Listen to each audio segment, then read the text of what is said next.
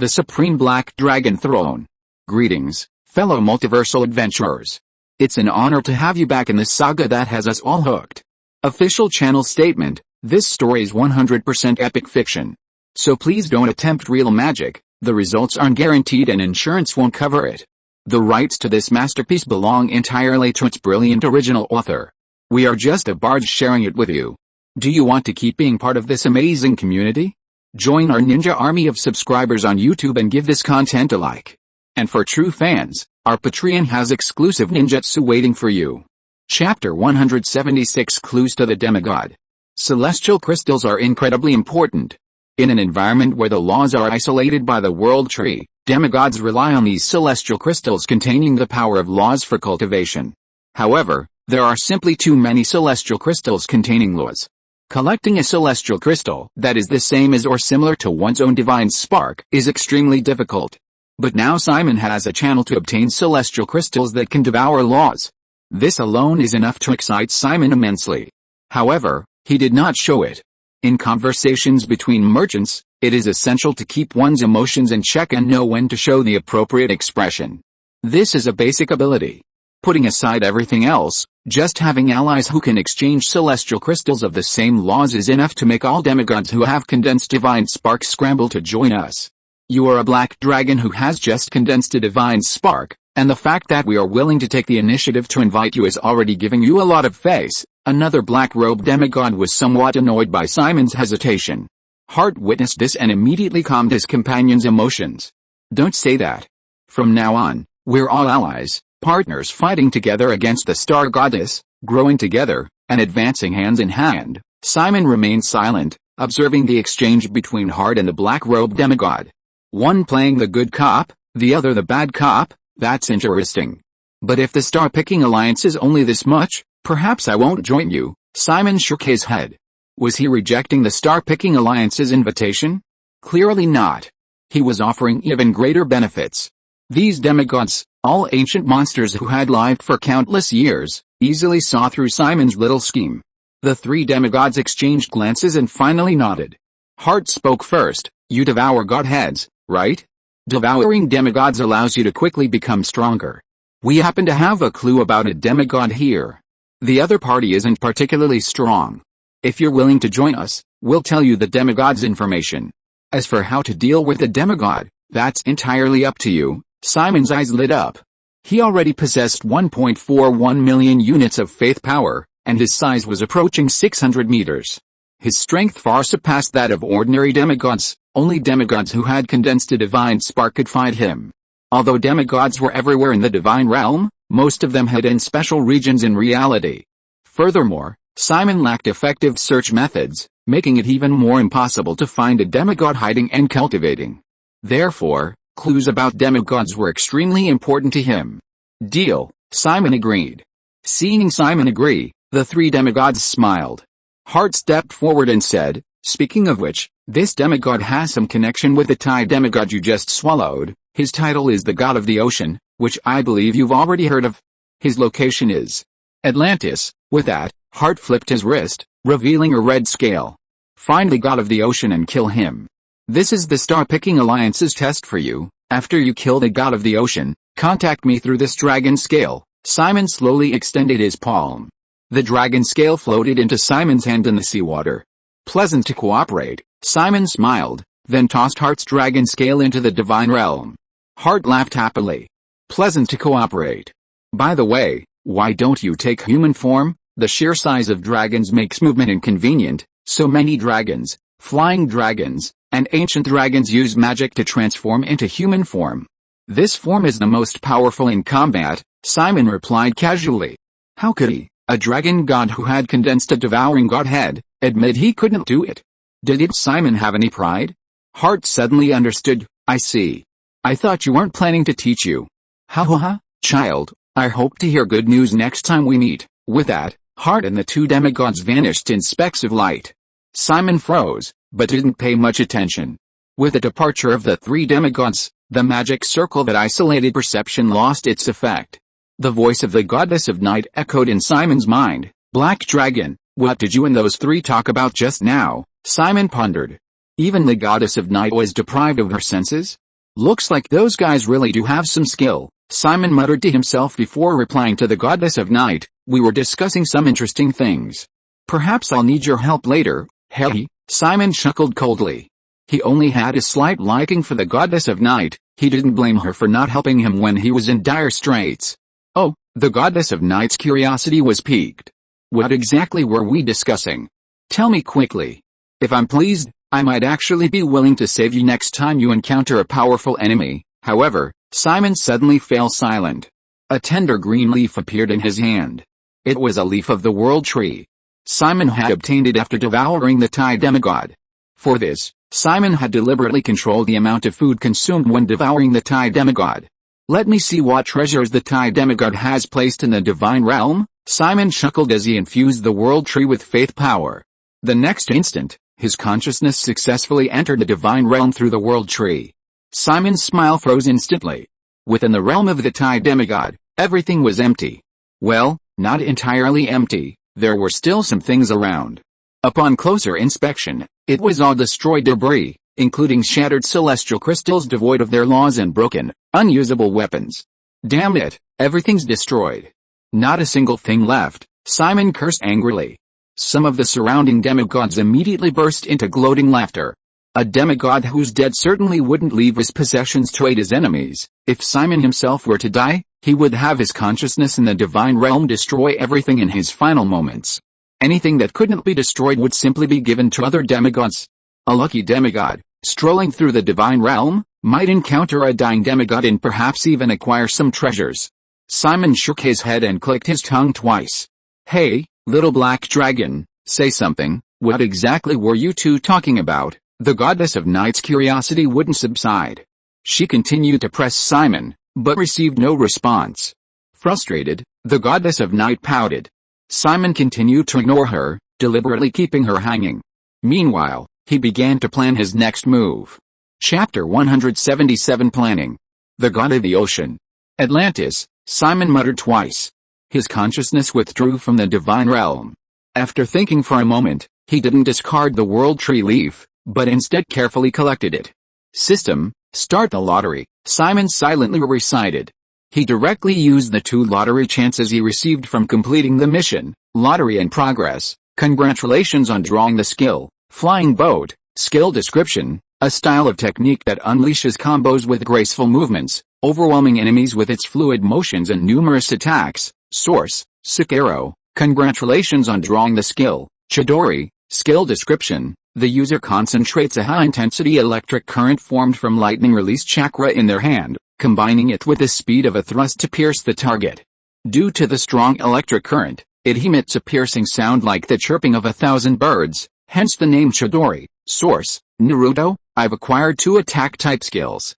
I can certainly integrate these into my self-created skills, but without the aid of the wisdom fruit, it'll be difficult to incorporate them into my own moves or create new ones. Simon took a deep breath, then opened the system to check his current attribute panel. Name, Simon. Level, Legendary. Size, 578 meters. Skills, Feast, Roar of the Fire Dragon, Ancient Dragon Thunder Spear, Pressure, Kaioken, Lightning Flash, Soul Scattering Iron Claw, 3000 Thunder Movements, 3000 Thunder Illusions, Conqueror's Haki, Flying Boat, 1000 Birds, Self-Created Skills, Flying Blade Blood Claw, Thundercloud Sky Shaking Wings, Raging Dragon Claw, Thunder Dragon 3000 Bodies, Items, Dragon Talisman, Demigod Star Teardrop, Demigod Thunderstruck Wood, Red Dragon Scale, World Tree Leaf, Faith.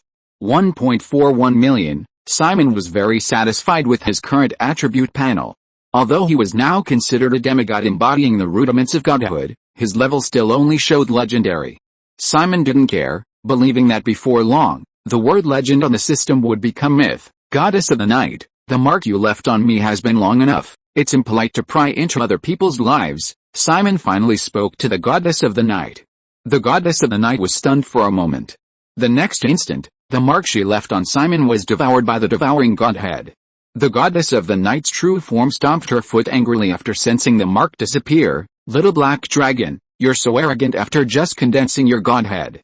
You might as well be called Mad Dragon. She beckoned, summoning a familiar. Go. spread the news that Black Dragon Simon condensed his godhead and killed the 4 gods in Star Woman's Dragon Legion. Simon had no idea that the goddess of the night was spreading news about him. Even if she did, it wouldn't matter. He had just entered the divine realm through a leaf from the world tree of the Tide demigod, and many demigods had already guessed the situation of the battle. Exposure was only a matter of time. Simon continued exploring the sea, trying to find traces of Atlantis. However, it wasn't easy to find. Simon raced across the vast ocean, yet still found nothing related to Atlantis. Perhaps I need to consult a professional. Simon focused his attention on the leaves of the world tree, diverting a portion of his consciousness into the realm of the gods. A black dragon. A black dragon has appeared. Simon's mere entry into the realm of the gods attracted the attention of the other demigods. A black dragon here? Doesn't it mean the previous rumors were true? The demigods looked at Simon with intense envy and jealousy. Simon inquired briefly and learned of the news spread by the goddess of night. What a vengeful fellow. Simon didn't take it to heart. He searched the realm of the gods for demigods related to the ocean. The first one he encountered was the wave demigod from the eastern continent. This dolphin demigod looked at Simon as if you were a fool. I am a demigod from the eastern continent. How would I know anything about your southern continent? Simon had no choice but to continue questioning the other demigods. But these demigods were hardly benevolent or kind. Even if they knew, with Simon penniless and unable to offer any reward, not a single demigod was willing to tell him. Simon, exasperated, returned his attention to reality, only sparing a sliver of his consciousness to continue gathering intelligence in the divine realm. Back to reality. Simon was currently 10,000 meters deep in the ocean. The immense water pressure felt like air to him, having no effect on his movements. The trial to join the Star-Picking Alliance, it's quite interesting. Atlantis needs to be searched for, and it's time for the Kingdom of Seal to send troops to eliminate it. At the same time, we need to purchase new wisdom fruits for the little elf Andy to cultivate. Regarding business in the divine realm, the only things I can currently offer are materials like my blood, scales, and nails. Many demigods in the divine realm, like Simon, lacked marketable goods and sold parts of themselves. After all, demigod-level materials were quite rare. Magicians, wizards, alchemists, and other professions all used a large amount of materials.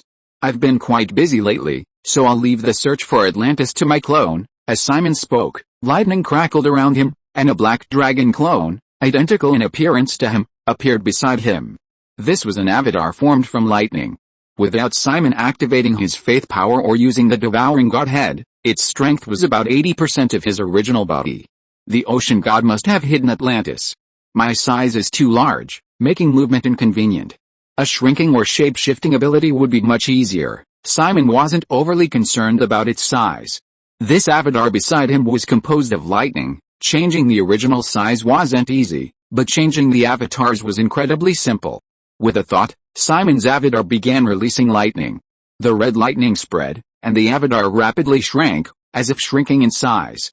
Don't worry about the avatar's safety. Retaining 1/5 of its strength is enough to fight an ordinary demigod. Under Simon's control, the avatar shrank rapidly, like a deflated balloon. In the end, it was only a little over 100 meters tall. Still too big? Continue compressing. Simon shook his head. The avatar's size decreased again, until finally Simon had forcibly compressed it to less than a meter. Such a size cannot even contain 1/1000th of my power, but it has no problem fighting extraordinary creatures. As for the issue of endurance, Simon thought for a moment, then used the devouring godhead to give the clone a wisp of devouring god power. With devouring god power, the clone would be able to ensure that it would not disappear due to insufficient energy by constantly eating. Then so be it. Go and find Atlantis for me. Chapter 178 How a Godhood is Forged. Simon waved his hand, and his clone swam towards the deep sea. Atlantis has been handed over to my clone. Now it's time for me to complete another task from the system and learn the demigod combat skill, Berserker Ape Strike. Simon swam towards the surface. The aura of a demigod spread, and even powerful sea monsters could only tremble and shrink to the side when they sensed this aura. In just a moment, Simon burst out of the sea. Whoosh, a pair of 1,000-meter-long wings immediately unfolded. Crystal clear water droplets made the black scales even more lustrous. Under the sunlight, the huge shadow of the black dragon swept across the sea. ZZZZT lightning surged. The black dragon's wings were covered with red lightning, making it look even more powerful. Thundercloud sky-shaking wings. With a murmur, Simon flapped his wings. Bang! A deafening sound rang out on the sea surface. The seawater was dented by the wind. A pure white sonic boom cloud was formed, with wisps of red lightning still lingering on it. The wave surged, and Simon, merely skimming the surface, stirred up towering waves. Breaking the sound barrier, Simon transformed into a streak of red light, hurtling forward at incredible speed. Soon, Simon returned to Black Dragon City. The battle in Black Dragon City was over. Residents began to return one after another. On the battlefield outside the city, the warriors of the Black Dragon Legion had devoured the dragons. This flesh and blood became nourishment for the warriors. Lord Black Dragon, the legendary warrior goblin is willing to become your most loyal servant. A warrior in black armor knelt before Simon, bowing and swearing his loyalty. The legendary warrior Bray is willing to serve you. The legendary elf, Yulina, is willing to clear all obstacles for you. These followers were already quite powerful, and with a blessing of gluttony bestowed by Simon, and now with hundreds of legendary dragon corpses to devour, they unsurprisingly broke through to the legendary level. Simon's current size was even larger. The three of them appeared as insignificant as ants to him. Simon lowered his enormous head, as large as a house, approaching his three followers. He opened his mouth and exhaled. Very good. You have become legends, and thus you are truly qualified to follow me, Goblin. I will not forget my promise to you. From this day forward, the three of you are my knights, the gluttonous knights. Simon's lips parted slightly, releasing a wisp of devouring divine power. Although the three followers' strength did not increase, they felt something extra within them. It was energy far exceeding that of ordinary legends. Thank you, Lord Black Dragon, the three shouted in gratitude. Simon withdrew his head, looking down at the warriors. My legion, set out now, destroy the kingdom of Seal, and unify the southern continent for me. Yes, led by three legendary powerhouses, the Black Dragon Legion set out. They marched towards the kingdom of Seal. As legendary powerhouses, they were already considered top experts in mortal kingdoms. A legion composed of three legends could easily sweep through the kingdom of Seal. But this would take time. Simon was not in a hurry. After dispatching his legion, he began training Simon in the Berserker Ape Strike. Half a month later, Simon successfully mastered this powerful demigod combat technique. At this time, the Black Dragon Legion had already invaded the kingdom of Seal, conquering many cities.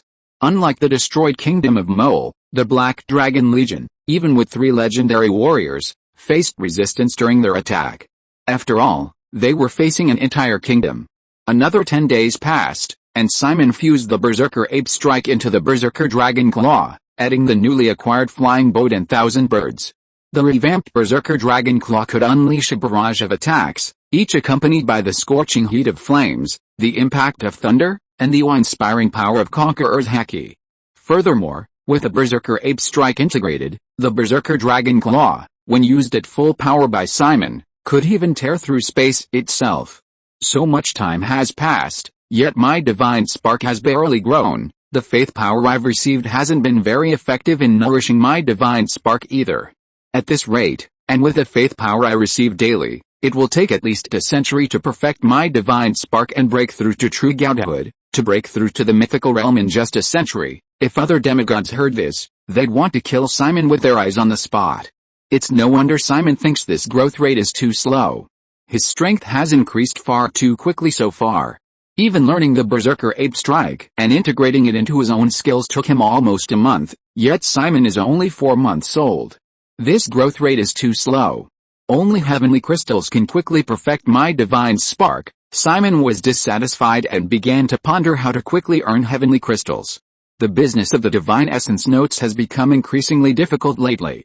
Firstly, many competitors have emerged in the market, and some demigods are even willing to sell half a celestial crystal. Materials like dragon blood and dragon scales are selling quite well, bringing in 3 celestial crystals in the past half month, roughly equivalent to the price of a demigod level weapon. Simon frowned and sighed.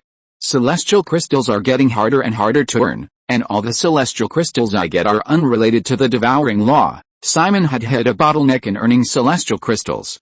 He thought for a moment and then summoned a follower to write how a divine essence is forged. It recorded Simon's own insights into divinity. He planned to sell the book later, which would also earn him a considerable amount of money. Moreover, through his previous efforts to win over other demigods, he had already established distribution channels in the divine realm. He believed that this book, written by a dragon god who had condensed a divine essence, would be superior to the notes written by a demigod like the White Bone Elder who hadn't yet condensed a divine essence. Simon had always been a black dragon with exceptionally strong execution capabilities. Spontaneous departure was his motto. As expected, the release of How to Forge a Godhood caused a huge stir in the divine realm. Even with Simon's price tag of 20 heavenly crystals, customers flocked to the book. Simon made a fortune, even surpassing his previous profits from the White Bone Elder's notes on godhood. However, books, once sold, inevitably face piracy. Cheaper pirated copies quickly appeared in the divine realm. Simon had a solution. He immediately released the second volume of How to Forge a Godhood, titled The Dragon God's Self-Cultivation. This book described the precautions after condensing a godhood. Although Simon himself didn't understand many aspects, this didn't stop him from profiting from the heavenly crystals of demigods who hadn't yet condensed a godhood. Chapter 179 The Mermaid Princess. Simon's path to earning heavenly crystals continued unabated. The Black Dragon's 3 gluttonous knights led their legion straight to the capital of Seal, cutting through everything in their path. Even with the Seal Kingdom deploying its full force, they could only hold them off for a short while. His main body's money-making scheme and his subordinates' siege of the city were progressing steadily. His clone's exploration of Atlantis had finally made progress. Simon's clone, barely a meter tall and seemingly smaller than a newly hatched dragon, was swimming in the sea. He looked serene and content. Suddenly, a surge of magical energy had caught his attention. He swam to the bottom of the sea and saw 5 armored sea creatures wielding weapons, besieging a beautiful girl. The girl had long, shimmering blue hair. Even the blue seashells couldn't completely conceal her proud, muscular breasts. Her skin was fair and incredibly smooth. The exposed skin was delicate yet beautiful. But strangely, this beautiful girl had no legs. She only had a blue tail covered in fish scales. This was indeed a rare and beautiful mermaid. But at this moment, she looked extremely disheveled. Many scales on her tail had been knocked off, her body was covered in wounds, and blood from her mouth spread outwards with the ripples of the sea. Who are you? My azure hair and blue tail symbolize my status as a princess of Xianchen. I am a noble mermaid princess. How dare you assassinate me? The mermaid princess roared angrily, her brow furrowed. Looking around, she saw many mermaid corpses floating nearby. These were clearly her guards. HMPH, is this all the mermaid princess says? A crab swung its massive pincers at her. The mermaid princess refused to back down, unleashing a counterattack. 7th tier combat skill, Water Wave Palm. A transcendent 7th tier aura emanated from her. As the princess of Xianchen, the mermaid princess possessed exceptional talent. At such a young age, she already possessed the strength of a transcendent 7th tier being, which explained why she had managed to survive the attack of 5 sea creature assassins. The mermaid princess's slender hand slapped against the crab's pincers, creating ripples. Under these ripples, the crab's seemingly indestructible shell began to crack.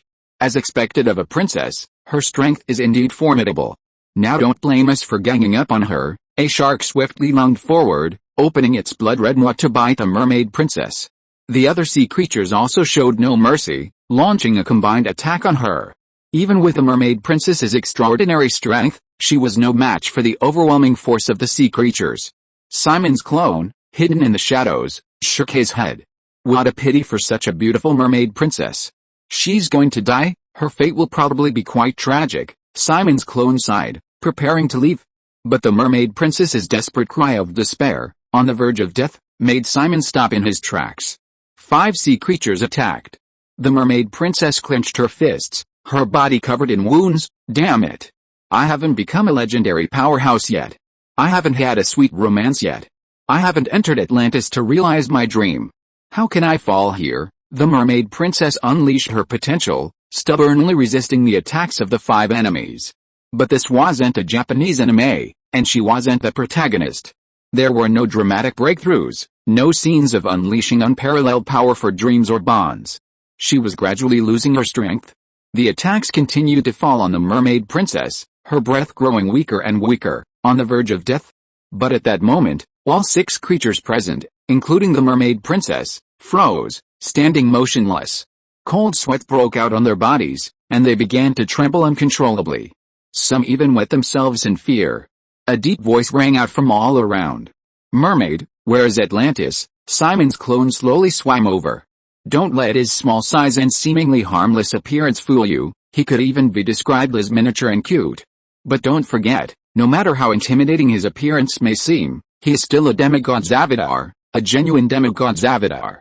These were merely sea creatures of extraordinary strength, just sensing a trace of Simon's aura was enough to make them stiffen. If Simon's avatar hadn't intentionally controlled it, the aura alone would probably have been enough to make these sea creatures faint. A black dragon, such a small black dragon, but why is its aura so powerful? I'm going to die, Mom, I'm going to die here today. I don't want to die. His Majesty didn't say we'd encounter such a powerful being. The sea creatures were filled with wild thoughts. Simon ignored them and went straight to the mermaid princess.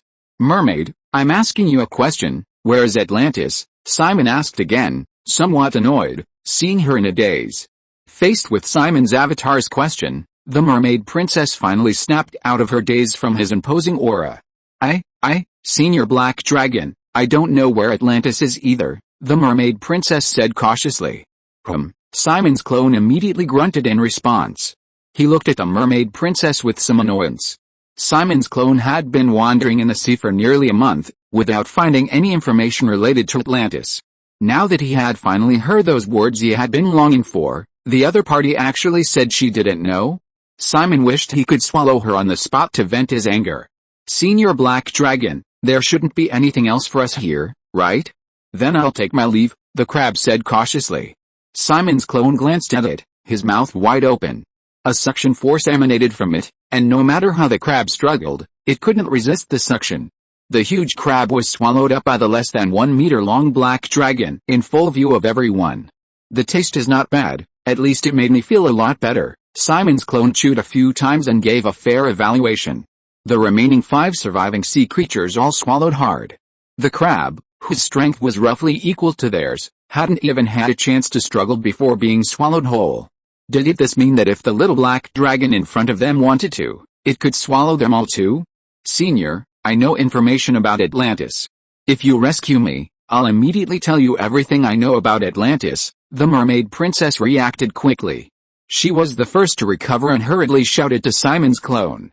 Simon's clone nodded. Okay, he opened his mouth wide, and the other 4 sea creatures were swallowed before they even had a chance to speak. Chapter 180 Helena Mermaid. Simon's clone, with a single gulp of its mouth, unleashed a terrifying suction force, swallowing 4 sea creatures whole. This sight left the mermaid princess speechless. So small, yet it devoured 5 powerful beings without changing a bit. It's truly intriguing. Simon's clone finished off the remaining sea creature assassins, patted its belly contentedly, and then looked at the mermaid princess, asking, "Then tell me everything you know about Atlantis. If I'm in a good mood, maybe I won't eat you." The mermaid princess's eyes widened in astonishment. She pointed at herself, her face full of astonishment. "Ah, you want to eat me too? That's not how the story goes." The little mermaid was attacked by assassins. A powerful dragon appeared and kidnapped her, taking her to his castle. Then, the dragon was actually cursed, and only the little mermaid's kiss could break the curse. In the end, the dragon transformed into a handsome young man, and the little mermaid lived happily ever after. Shouldn't it be like this? Simon's clone rolled his eyes. Stop listening to fairy tales. I'm not full yet. In my eyes, you're just half a fish. If you don't satisfy me, I don't mind having a little treat. At this point, Simon's clone narrowed his eyes. Tisk tisk tisk, even the real mermaid hasn't tasted the flavor of a mermaid yet. Now I can enjoy the little mermaid's deliciousness first. The little mermaid shuddered, a chill running down her spine. Wait, don't eat me. I'm the little mermaid. If you let me go, whatever you want to eat, I'll have my father bring it to you, the little mermaid hurriedly said. Simon's clone's eyes darted around. Being able to enjoy delicious food was an extra bonus. Alright, then tell me, where exactly is Atlantis? Simon's clone hadn't forgotten the important matter. The mermaid princess, reassured, felt relieved. Her eyes filled with longing and anticipation as she began to speak. Atlantis, it's the dreamland of every sea creature in the Southwest Sea. It's a place only the absolute strongest can go. Simon's clone remained silent, listening attentively. In the Southwest Sea, every 10 years, a sea god festival is held. Sea creatures from countless cities participate, and 10 of the strongest are selected. These 10 will receive guidance from the sea god's apostles to travel to the most mysterious and dreamlike land to receive the sea god's blessing. The mermaid princess clasped her hands together, her eyes sparkling. But Simon's clone immediately panicked upon hearing this. 10 years? What a joke. When is the next sea god festival? It's been over 9 years already. The sea god festival starts in a month, the mermaid princess explained. Simon's clone breathed a sigh of relief. A month? I can wait that long. If it were 10 years, Simon would rather be a demigod. The mermaid princess asked curiously, Senior Black Dragon, are you also going to Atlantis? Simon's clone glanced at her. Don't ask what you shouldn't ask. Let's go. Senior, where are we going? Of course, to your house. I saved your life, so it's not a problem for you to host me for a month, is it? No, no problem. After a brief conversation, the mermaid princess readily agreed. With such a powerful backer as Simon's clone, she no longer needed to worry about encountering assassins. Senior Black Dragon, my name is Helen. What's your name? Leading Simon's clone, the mermaid princess swam towards the direction of Korea City. Simon's clone followed closely behind, neither too fast nor too slow. For him, there was still a month before he would have the chance to go to Atlantis. During this month, it didn't matter what Simon's clone did. Visiting the mermaid princess's house and enjoying a month of delicious food was a good option. Simon's clone replied casually. The mermaid princess Helen seemed to have endless things to say. She was a very talkative mermaid. Senior Black Dragon, have you ever been to the shore? I heard the princes on the shore are very handsome, and they help mermaids in trouble. Helen talked on and on, while Simon only gave intermittent replies. Led by Helen, Simon finally saw a magnificent city underwater. The city was enormous, not much different from the Moorish and Seluk cities Simon had seen before. The entire city was circular. The buildings, from the outside in, were increasingly ornate. In the center of the city, a palace stood tall. As Simon's clone approached Helen, several guards immediately came to investigate. Princess Helen, are you Princess Helen? The guards were very excited to see the mermaid princess. As a top-tier genius, Helen possessed not only exceptional talent and strength but also considerable prestige among her people. The guards, upon seeing Helen, reacted like fervent fans meeting their idol. Princess Helen, how strong were the experts you encountered in Shajing City during your exchange? A rabble, no match for me. Helen nodded slightly. The guards' faces lit up with excitement. Helen's trip represented Xiancheng. Her victory meant Xiancheng's victory. As members of Xiancheng, the guards felt immensely honored. After nodding in acknowledgement, Helen continued onward.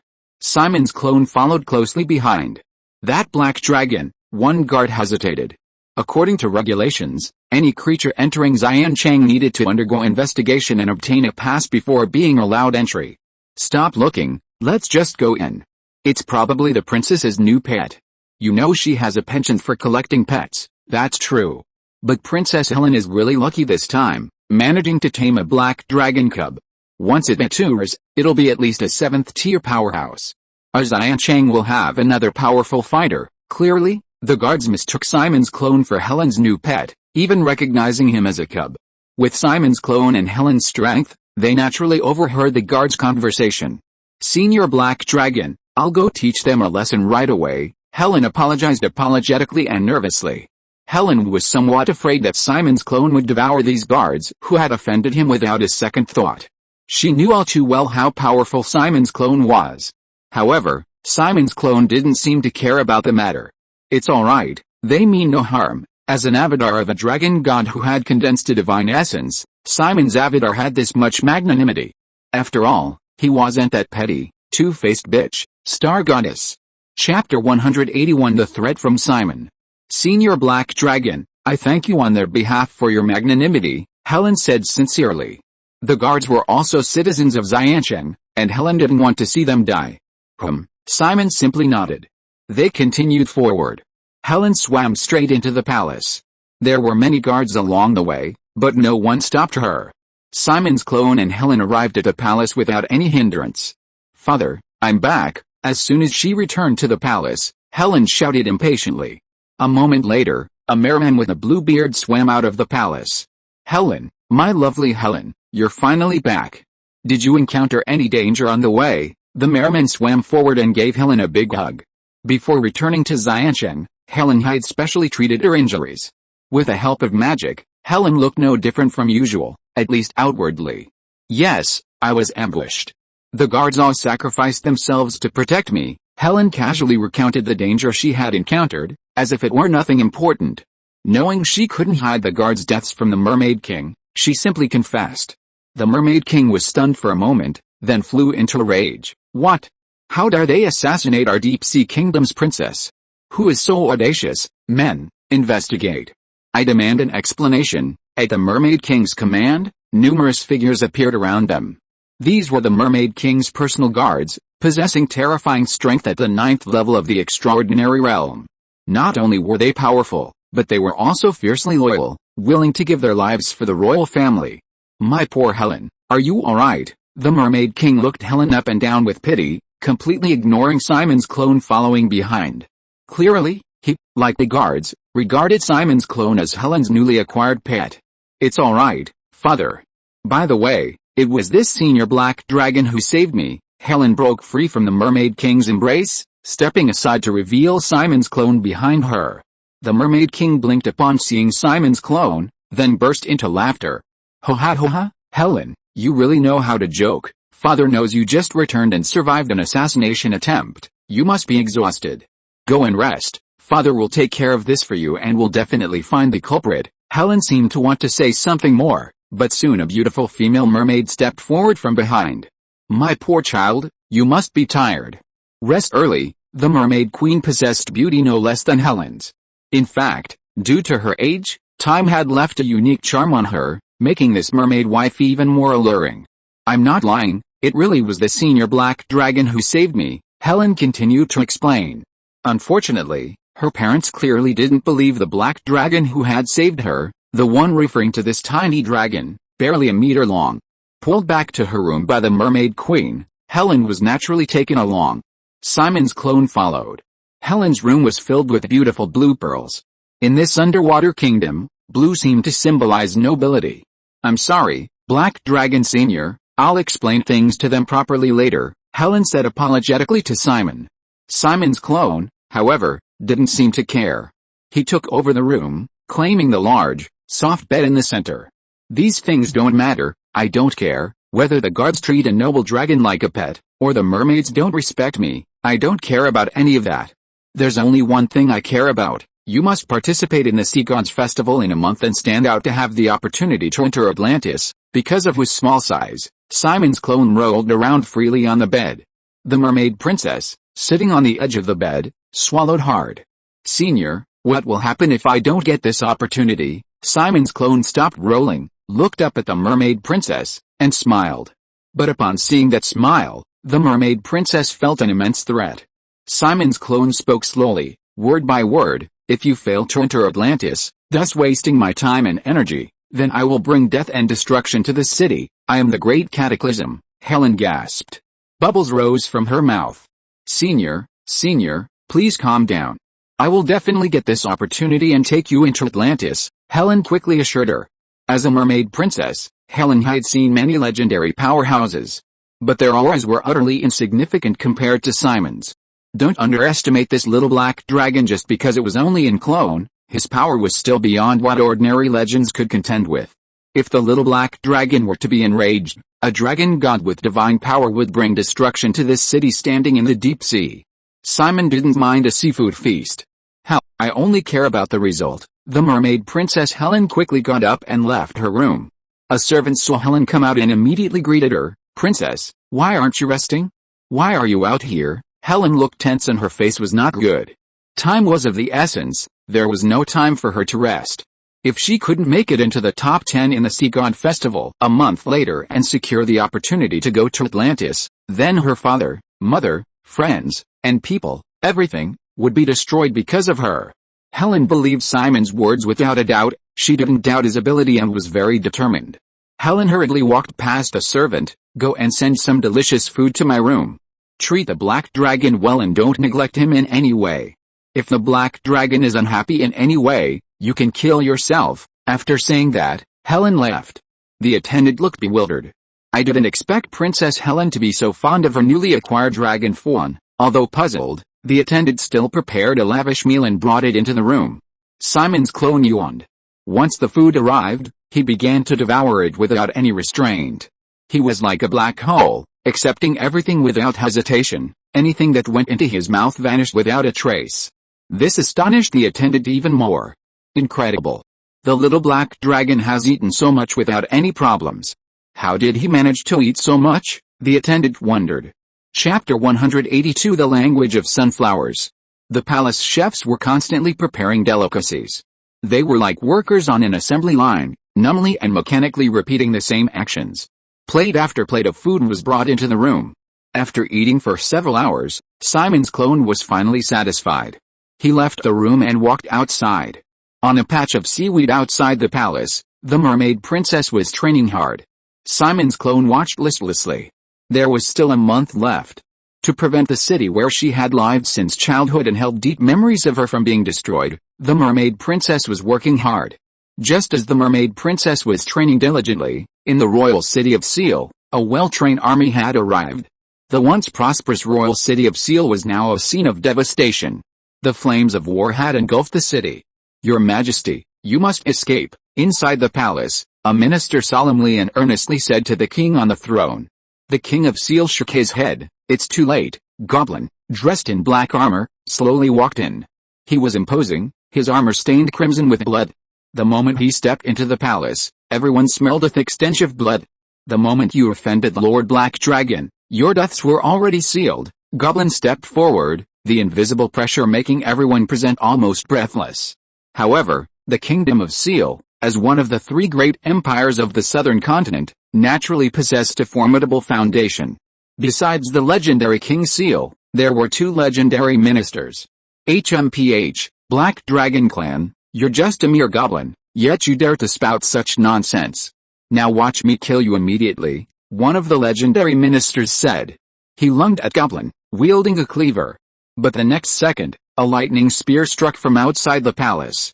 Before the legendary minister could even react, he was pierced through by the spear and impaled on a palace pillar.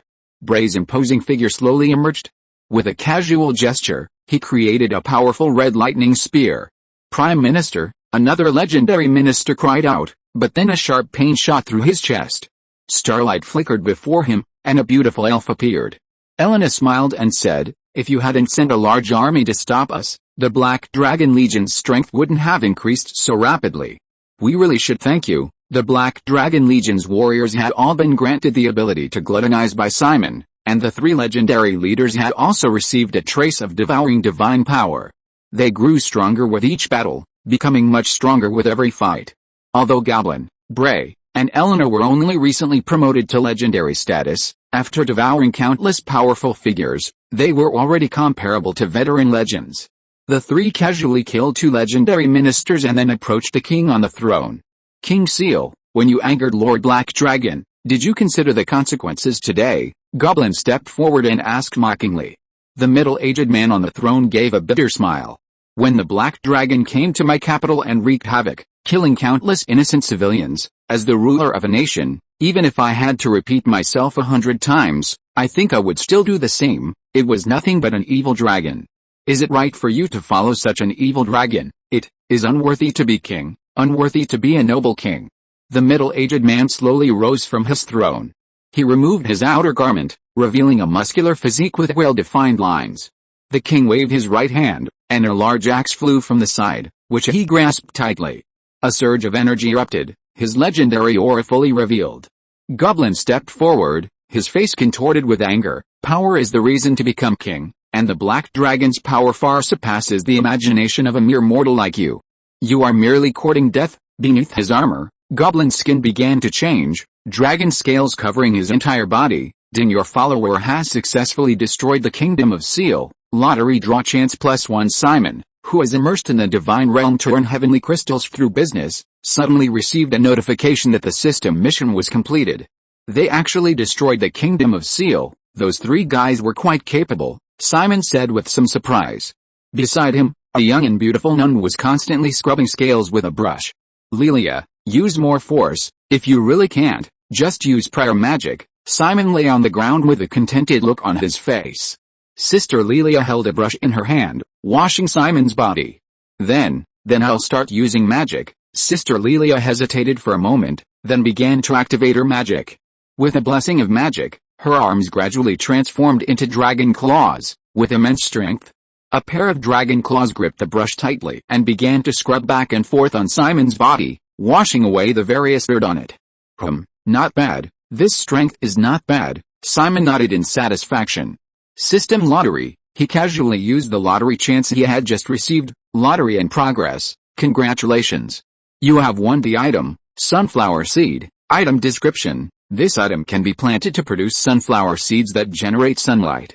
The sunflower's flower language is giving you too many smiles. Source, Plants vs. Zombies. I've drawn something strange. Simon paused, stunned. He reached out, and a seed fell out. Looking at the tiny seed before him, Simon fell into deep thought. It contains my aura. Once it matures, the sunflower that grows will probably be comparable to a demigod. Of course, this is just my speculation. We'll have to wait until the sunflower matures to know the specific result. Simon leaned out, stretching his head directly into the sky above Black Dragon City. Andy, come see me, Simon said calmly.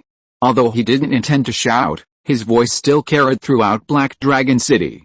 Andy was currently enjoying a refreshing wheat juice in a tavern. Upon receiving Simon's summons, the little elf Andy immediately dropped the bottle he was holding and wiped his hands on the ground outside. Simon, what do you want? I'm busy right now, Andy said matter-of-factly, his hands covered in mud. Is that so? I haven't needed you to plant any of those extraordinary plants lately, have I? I'm curious what you've been up to. And why do you smell of alcohol on you? Simon squinted, exhaling a puff of hot breath. The little elf Andy, caught in the breath, was like a child caught in a storm, sent flying dozens of meters. Ha, Simon, let me explain. No, let me clarify. Andy steadied himself, scratching his head awkwardly. If you are listening to this novel on a channel other than Fanfic World, it means it was downloaded and re-uploaded without effort. We warmly invite you to visit our channel, Fanfic World. There you will find the original version of this story and many other novels of various genres. We look forward to seeing you dive into a world of incredible novels. Chapter 183 The Restless Demigod. I'd like to hear your explanation, Simon said, staring at Andy with interest. Andy couldn't come up with an excuse for the moment, and could only laugh awkwardly. Fortunately, Simon didn't pursue the matter further. Alright, see that seed? Plant it properly, and this matter will be over. Andy was overjoyed. She immediately went forward and picked up the sunflower seed. This sunflower seed was no ordinary seed, its size alone was 100 times that of a normal sunflower seed. Fortunately, Andy was also a superhuman, otherwise she might not have been able to lift the seed. Wow, it's huge. What kind of seed is it? Andy exclaimed curiously. A sunflower seed, Simon replied casually. Andy and Sister Lilia, who was wiping Simon's body, were taken aback. Are sunflower seeds this big? Simon didn't answer. Andy didn't press the matter further. It's such a waste not to use Andy's abilities, such a flower fairy. Simon watched Andy's departing figure. His consciousness sank into the divine realm. Simon began to collect plant seeds purposefully. Hey, isn't this the recently famous Mad Dragon Simon? Is there anything you want? I have everything here, a somewhat lewd-looking demigod greeted Simon. Simon turned his head to look. The other party was covered in tentacles, with only a pair of glittering eyes showing. Recently, Simon's 2 books had caused quite a stir in the divine realm. Every demigod knew that Simon had earned a lot of heavenly crystals. So when Simon traveled in the divine realm, many demigods would take the initiative to greet Simon, trying to make a deal with him and earn a heavenly crystal or two. Simon the Mad Dragon, quite a fitting title. Simon chuckled self-deprecatingly, stepping forward to inquire, are you sure you have everything? The tentacle demigod replied arrogantly, of course I have everything. Who in the world doesn't know the name of the tentacle merchant? Whatever you want, even if it's not available, I'll find a way to get it for you. Simon's eyes darted around. Can you get a demigod's body? The tentacle demigod paused, seemingly surprised that Simon would need such a thing. However, he nodded, sure, but the price is rather high, requiring 100 heavenly crystals. After all, That's a demigod, and there might not be any available. You'll need to make a reservation. Simon's eyes lit up immediately.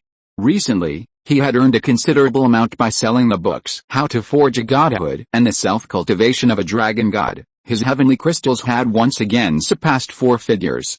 If he used them all to buy a demigod's body, his size might exceed 1,000 meters. Simon was now caught in a dilemma. He was also thinking of killing the ocean god and joining the star-picking alliance to obtain celestial crystals related to the devouring law, which he would use to perfect his godhood. Once perfected, a godhood could break through mythology, utilize laws, and master infinite divine power. Keeping celestial crystals to perfect his godhood was equivalent to preparing for the future. Buying a demigod's body and increasing his size would immediately boost his current combat power. Simon was conflicted.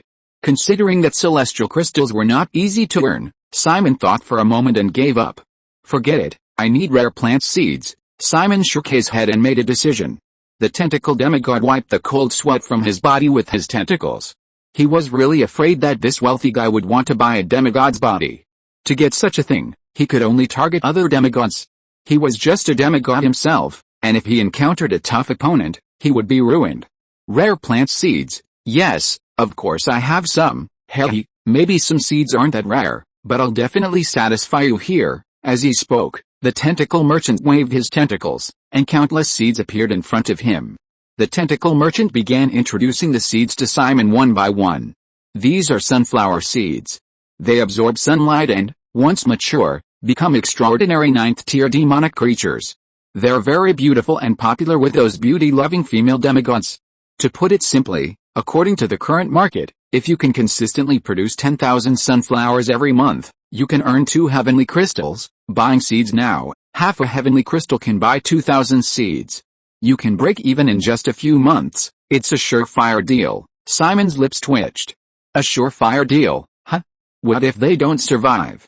Do you offer after-sales service? The tentacle merchant chuckled twice.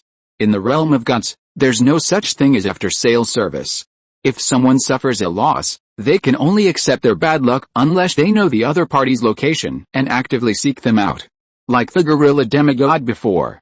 You might be interested in this. It's the seed of the fruit of wisdom. According to the book you're selling, The Self-Cultivation of the Dragon God, you condensed your nascent divine nature by consuming the fruit of wisdom, right? I don't know if that's true, but at least you'll be interested in this seed. It's cheap too. 15 seeds for 1 heavenly crystal. Normally, 1 heavenly crystal could buy 7 or 8 mature fruits of wisdom. The seeds of the fruit of wisdom seem to contain some kind of law power, making them impossible for ordinary demigods to cultivate, hence their lower price. 1 heavenly crystal used to buy at least 50 seeds.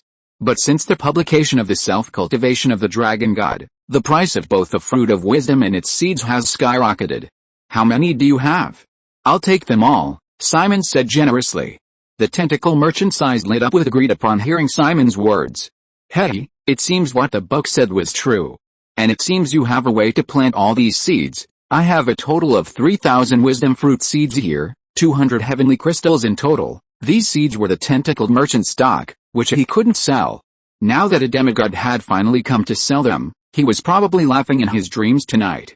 With 200 heavenly crystals in hand, the tentacled merchant became even more enthusiastic towards Simon. I also have some moonflower seeds here, you can have them. The tentacled merchant casually tossed out a bag of seeds. The transaction continued. However, some well-informed demigods were silently watching Simon. The followers of Mad Dragon Simon have already destroyed the kingdom of Seal. Now the Black Dragon Empire occupies 2/3 of the southern continent, with countless followers, but the Star Goddess has made no move. Could it be that faith is no longer important to the Star Goddess? Some demigods began to stir. Because of the Star Goddess, many demigods in the southern continent dared not covet the humans. But things are different now. The Mad Dragon Simon has already conquered 2 empires, yet the Star Goddess remains unmoved. Does this mean the Star Goddess doesn't care about human believers? If so, does this mean we also have an opportunity to spread our faith among humans? Chapter 184. Do you crave gold? The demigods were restless. They relied on their followers for faith, but followers varied. These demigods didn't necessarily possess brainwashing abilities. Converting beings from scratch was extremely difficult. Humans, however, were different. They were greedy, cunning, and incredibly superstitious. Given enough benefits, money, power, or even just ethereal love, they were enough to drive these foolish humans mad with obsession, willing to sacrifice their lives. And their sheer numbers made them the most desirable race of believers in the world. The seeds of the bursting cactus are cheap and easy to grow, just feed them a little corpse every now and then. Half a crystal for 500 seeds, buy. The enchanting daffodil for half a crystal for 300 seeds, buy. The tentacle merchant and Simon continued their transaction. Simon had already purchased seeds for dozens of different plants, totaling nearly 10,000. Needless to say, the little elf Andy would be busy for some time to come. The transaction ended quickly. Simon hadn't bought too many seeds. Back to reality. Simon called Andy over again and took out all the seeds he had bought. Thousands of seeds cascaded down from Simon's palm. Andy's eyes widened, a mixture of anger and joy on her face. My goodness, so many seeds, and they're all top-grade plants. Simon, are you trying to kill me with work? Andy's face showed both hatred for the unscrupulous boss who exploited his employees and joy at being able to cultivate a large number of plants. Andy was a flower fairy. She could receive feedback from the plants she grew. All the seeds Simon had bought from the tentacle merchant were extraordinary plants, and of very high quality. Once Andy had fully cultivated these plants, her strength would increase by leaps and bounds, like a rocket. But there's nowhere to plant so many seeds in Black Dragon City, Andy lamented. Simon slowly rose upon hearing this. He walked towards the nearby magic crystal forest. He opened his mouth and spat out a burst of flame. Under the scorching heat, a large portion of the forest was burned to ashes. Seeing that it was almost enough, Simon opened his mouth again and sucked the remaining, still spreading flames back into his mouth. Now there's enough space. Simon lay down on the ground again. Lilia and Andy, who were brushing Simon's body, were both shocked by Simon's power. With a single thought, he could burn down an entire forest. The most terrifying thing was his complete control. Simon's growth had exceeded the imagination of all his followers. Andy finally realized that Simon was no longer a simple black dragon. He had become a god. Even the combined forces of several demigods were no match for Simon. At this moment, Andy suddenly realized how lucky she was. Being captured by the Pigman tribe might not have been a bad thing. At least she was now a follower of a dragon god. Don't just stand there, go plant them. Here are the planting methods for these plants. Simon reached out and took several books from his palm. He had obtained these from the tentacle merchant. Except for special plants like the fruit of wisdom, which ordinary demigods could not cultivate, the seed methods for other plants were recorded in detail. Andy quickly sorted the seeds. The forest temperature is too high right now, we can't plant them yet. We need to wait a few days, then we can play happily for a few more days, Andy said excitedly. Simon's lips twitched. He stepped forward again, and with a wave of his right hand, a huge trident appeared in his hand. This was the trident he had previously stolen from the Thai demigod. However, it wasn't a demigod weapon. Simon had already sold the demigod-level Thai trident for 5 celestial crystals. This legendary trident was too low grade, other demigods wouldn't want it, so he had kept it. Although Simon wasn't skilled in water elemental skills, for a demigod to use a legendary weapon to cool the forest was like using a sledgehammer to crack a nut. Rain. Simon raised the trident high. Dark clouds immediately gathered above the forest, and in an instant, a torrential downpour began. Simon casually put away his trident, crouched down, and looked down at Andy. All right, the forest temperature has dropped now, go get to work. Andy's lips twitched, cursing inwardly. Is this how you, the mighty dragon god, use your power? Just to get me to work, you burned down half the forest and sent down rain to cool it down. Andy, straightforward by nature, burst out with curses. Simon smirked, showing none of his demigod airs. He had already noticed. Despite his various forms of brainwashing, Andy hadn't become his follower. So, when it came to exploiting Andy, Simon was ruthless. Gray City. A remote and relatively poor city. In a remote slum. A boy was struggling for food. Suddenly, the boy stopped. He noticed a rat staring intently at him from a corner. In a slum like this, rats were commonplace. People didn't feel disgusted by rats, on the contrary, they were overjoyed to see them. Because catching a rat meant a meal of meat. Although Gray City's economy had improved considerably under Dragon God Simon's rule, even the Black Dragon Emperor had blind spots. Even though praying to the Black Dragon Emperor at the newly built Black Dragon Church earned a free breakfast, it still couldn't completely change life in the slums. Do you crave gold? The rat stood on two legs, its front paws spewing gold particles like a fountain. The boy's eyes widened. He no longer cared about the rat speaking, his mind was filled with nothing but gold. I crave Nako? No, I crave gold even more. The rat handed the gold to the boy and took out a small wooden rat carving. Its eyes crinkled into a sly smile. If you pray to this statue every day, this gold is yours, and I'll give you more gold every month. The boy's breathing became heavy. But the boy hesitated. But the imperial law stipulates that only His Majesty the Black Dragon is allowed to be worshipped. Worshipping other gods is forbidden. The rat paused, inwardly cursing the Black Dragon's greed and tyranny. However, the rat clearly didn't back down. It still grinned and said, I didn't ask you to worship me, just pray every day. How can prayer be considered faith? Besides, if you pray secretly at home, who will know? This is all gold, don't you want it? The boy's breathing became heavier, his eyes filled with gold nuggets, his gaze gradually becoming completely consumed by greed. Yes, I want it. Chapter 185 Dragon Eyes. Seeing that the star goddess remained unmoved by Simon's actions, the demigods began their own schemes. Not only in Grey City, but other cities followed suit. The demigods began using various methods to secretly steal Simon's faith. Simon initially remained unaware. After several days, he finally noticed that he was receiving less and less faith each day. Since the Black Dragon Empire was established, I forced everyone to believe in me and built Black Dragon churches everywhere for believers to pray. Even though many aren't truly sincere, I still receive tens of thousands of faith points daily. But these days, I'm receiving less and less faith. The cities everywhere are developing steadily. Could something have happened? Simon frowned. The Kingdom of Seal had now been incorporated into the Black Dragon Empire. Goblin, Bray, and Elena's Black Dragon Legion built Black Dragon churches every time they conquered a city. Logically, Simon's faith should have increased, not decreased. But the fact was, Simon's faith was decreasing instead of increasing. This puzzled Simon greatly. There are two methods for perfecting a nascent godhood. First, he could rapidly perfect his cultivation by absorbing the corresponding power of laws, but celestial crystals were hard to find, and those of the same law were even rarer. Second, he could nourish himself with the power of faith, but this required a massive amount of faith power and was extremely slow. Even with tens of thousands of units of faith power invested daily, it would still take Simon at least 100 years to perfect his godhood. Now, with the power of faith dwindling, how could Simon not be anxious? The already slow progress had become even slower. Delaying Simon's cultivation was tantamount to killing him.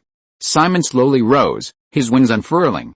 The next second, his figure transformed into a streak of red lightning and soared into the sky. Dare to delay my cultivation? I think you're prepared to anger a dragon god. Simon was traveling at an extremely fast speed to each city. Whenever he passed over a city, he would pause for a while, expending his energy to sense if there were any anomalies within the city. However, when Simon arrived at the first nearby city, he realized a problem. Anyone capable of influencing believers to offer their faith is at least a demigod. My detection methods are like a toddler learning to walk compared to these demigods. I need to find a way to acquire detection methods. With that, Simon's consciousness sank into the divine realm. Simon's consciousness, a small black dragon, searched back and forth within the divine realm. Finally, he found the tentacle merchant, whose entire body was covered in tentacles. Upon seeing Simon, this important customer, the tentacle merchant was extremely enthusiastic. After all, Simon had earned him several hundred heavenly crystals last time. There weren't many demigods as wealthy as him in the divine realm. My dear Simon, it's a pleasure to see you again. The tentacle merchant's tentacles wriggled as he greeted Simon.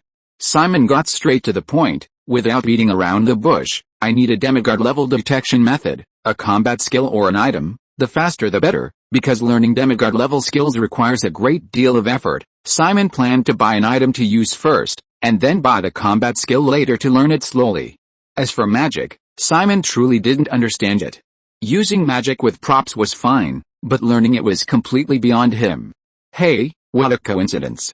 I happen to have an prop you might like. The tentacle merchant extended a tentacle, revealing two inverted dragon eyes.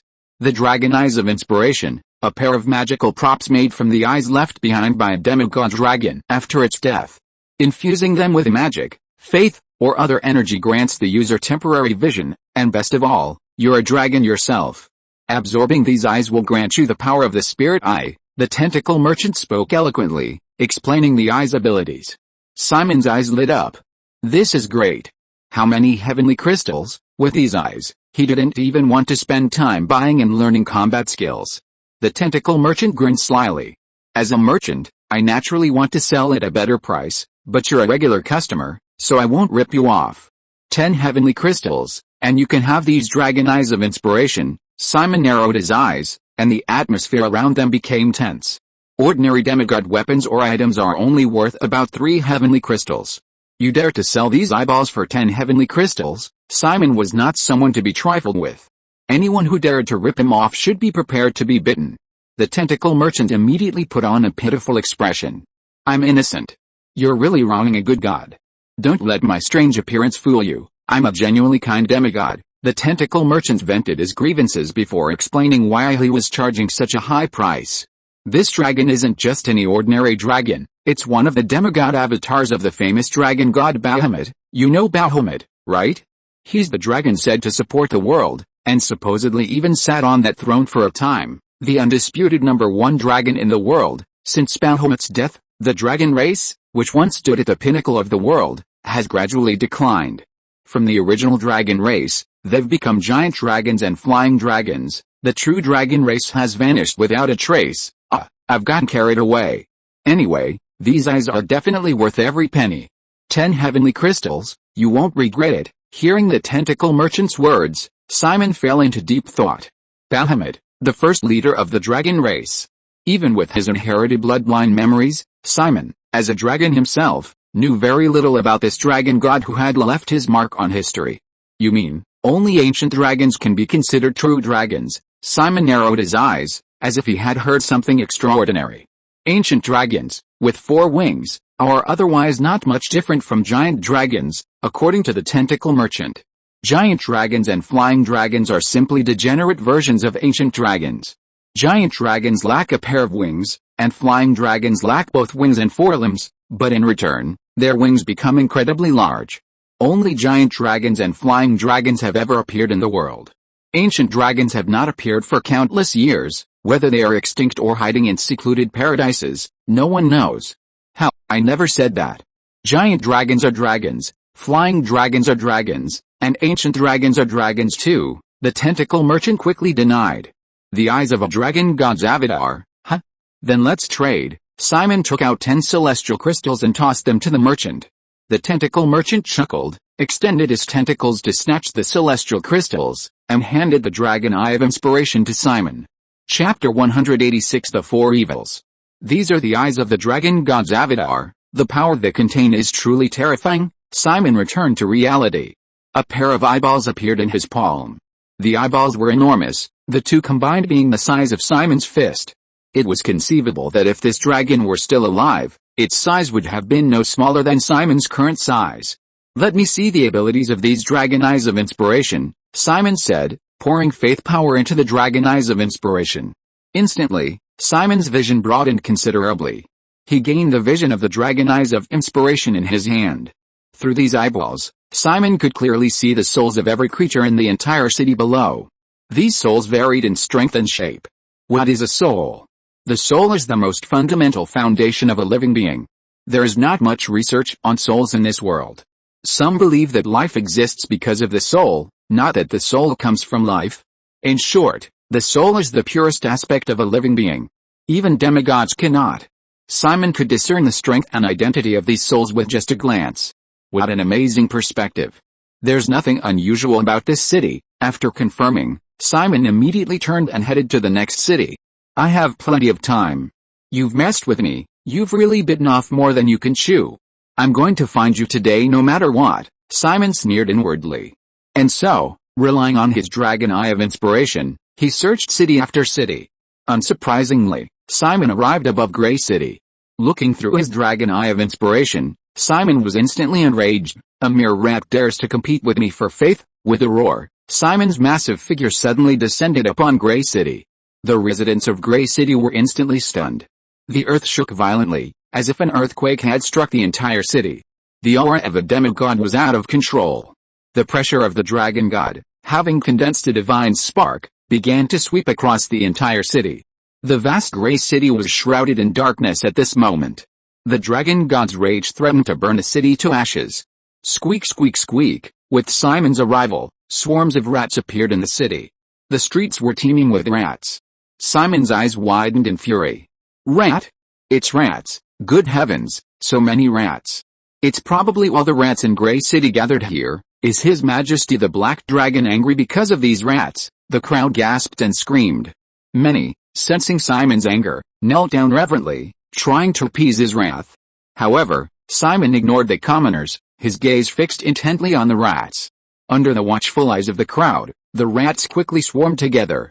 They merged rapidly like a viscous liquid, eventually forming a giant rat tens of meters in size. The rat stood on two legs, its front paws resting on its chest, a sly grin on its face. Hey, isn't this Mad Dragon Simon?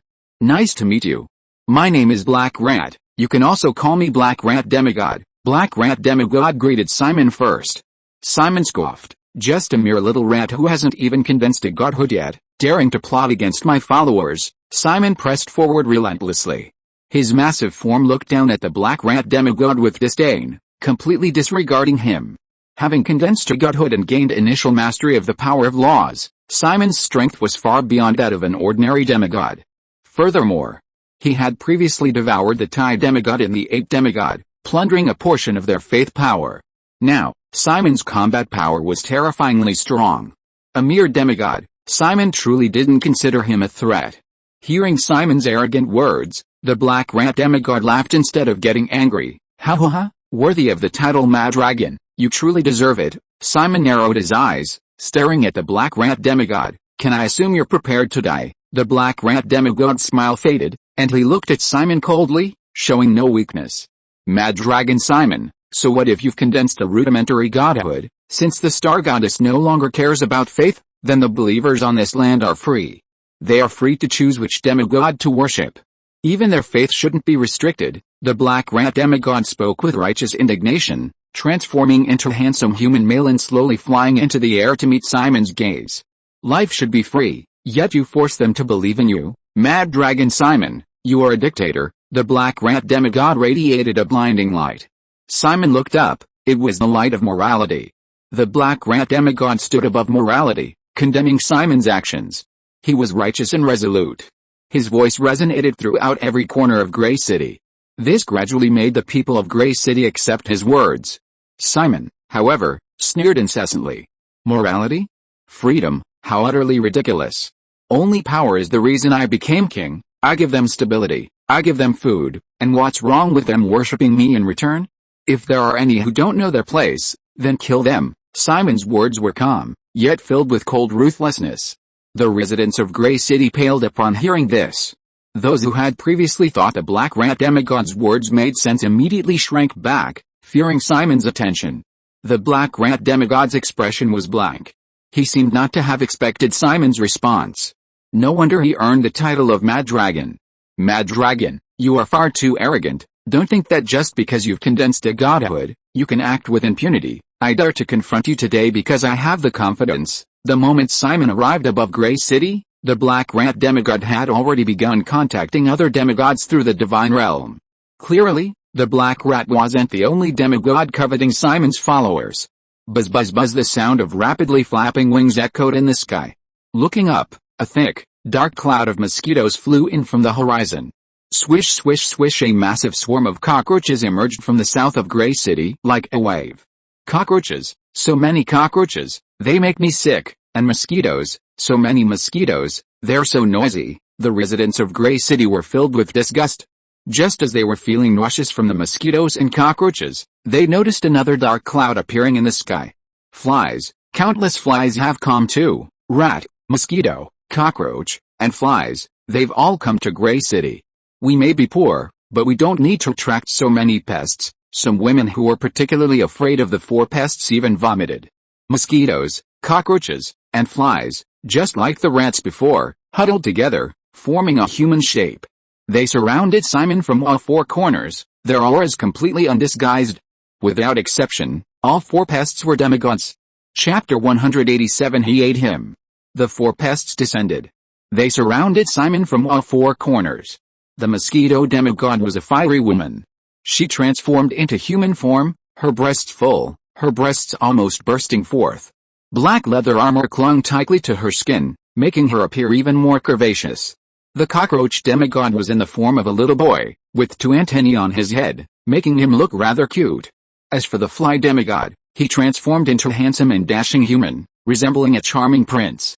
The four demigods spoke in unison. Mad Dragon Simon, even if you have condensed your divine essence, it is still impossible for you to fight against us veteran demigods at the same time. The aura of the four pest demigods spread. The terrifying aura even changed the color of the sky. They knew Simon's strength. Even though they outnumbered him and had the advantage in numbers, they still dared not underestimate Simon. They exuded divinity. Millions of faith flowed within them. These four pest demigods, although veteran demigods, had encountered extraordinary difficulties in collecting faith. They were a group of pests, despised by most creatures. Under such circumstances, developing followers was extremely difficult. Even as ancient demigods, some hundreds of years old, their faith power barely exceeded 100. Facing Simon, who had condensed a divine spark, the four pest demigods unleashed their full power. A majestic and overwhelming aura soared into the sky. The four demigods stared intently at Simon, ready to attack at any moment. The fly demigod said, "Mad Dragon Simon, if you allow us to spread our faith on your territory, we are willing to give you a heavenly crystal every year." To be honest, they were under considerable pressure facing Simon. During the standoff, Simon's oppressive aura and conqueror's haki had already been quietly activated. The longer the situation dragged on, the more advantageous it would be for Simon. "Yes, we don't want to steal your faith. These human followers can worship multiple demigods simultaneously," the cockroach demigod weakly added. "HMPH, you two cowards. He's just a dragon, but we're four demigods. I'd say just kill him." "That's right, we're four demigods. Killing a black dragon is a piece of cake." The four scourges began the prearranged coordinated attack. They were both afraid of fighting Simon and unwilling to let go of this opportunity to grow stronger. While Simon could gain faith by devouring demigods, he couldn't allow them to collect faith on his territory. Otherwise, other demigods would rush to bully Simon. This pushover. How could that be worthy of Simon's title, Mad Dragon? Simon would show no mercy in this battle. A bunch of cowardly trash. "Now that you're here, don't leave." Simon's face was icy, showing no intention of agreeing. Facing four demigods simultaneously, Simon couldn't hold back. Although he had collected a considerable amount of faith these past few days, Simon had used it to nourish his divine essence, so his faith remained at 1.41 million. Now, he was mobilizing his full faith.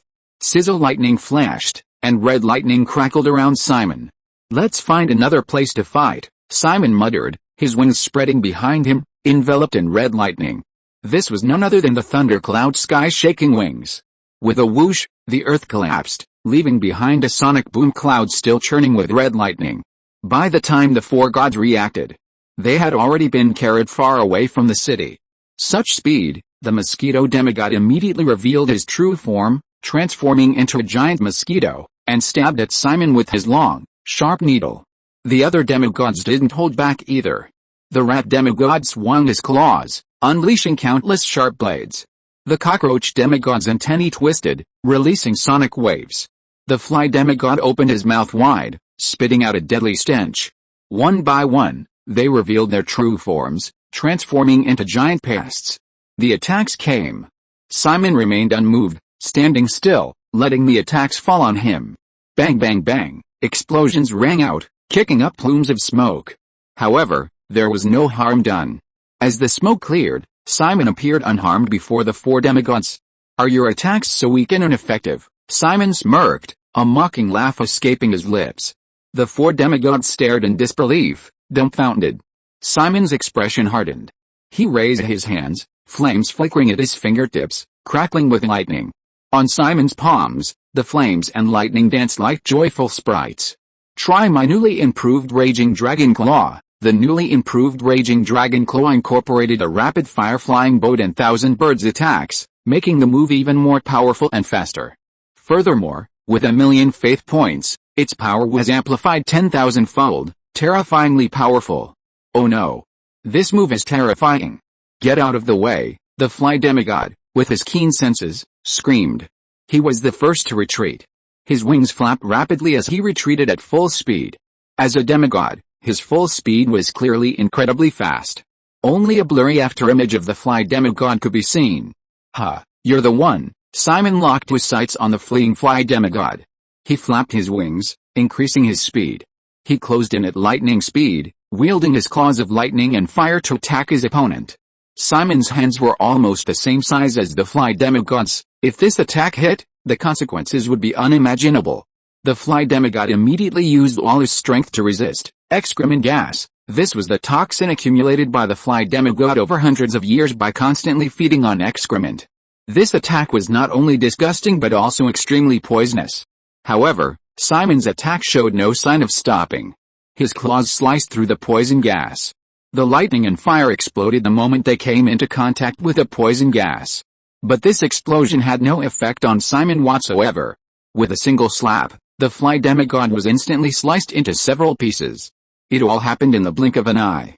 From the moment Simon launched his attack to the moment he killed the fly demigod, it was only one move, over in a few seconds.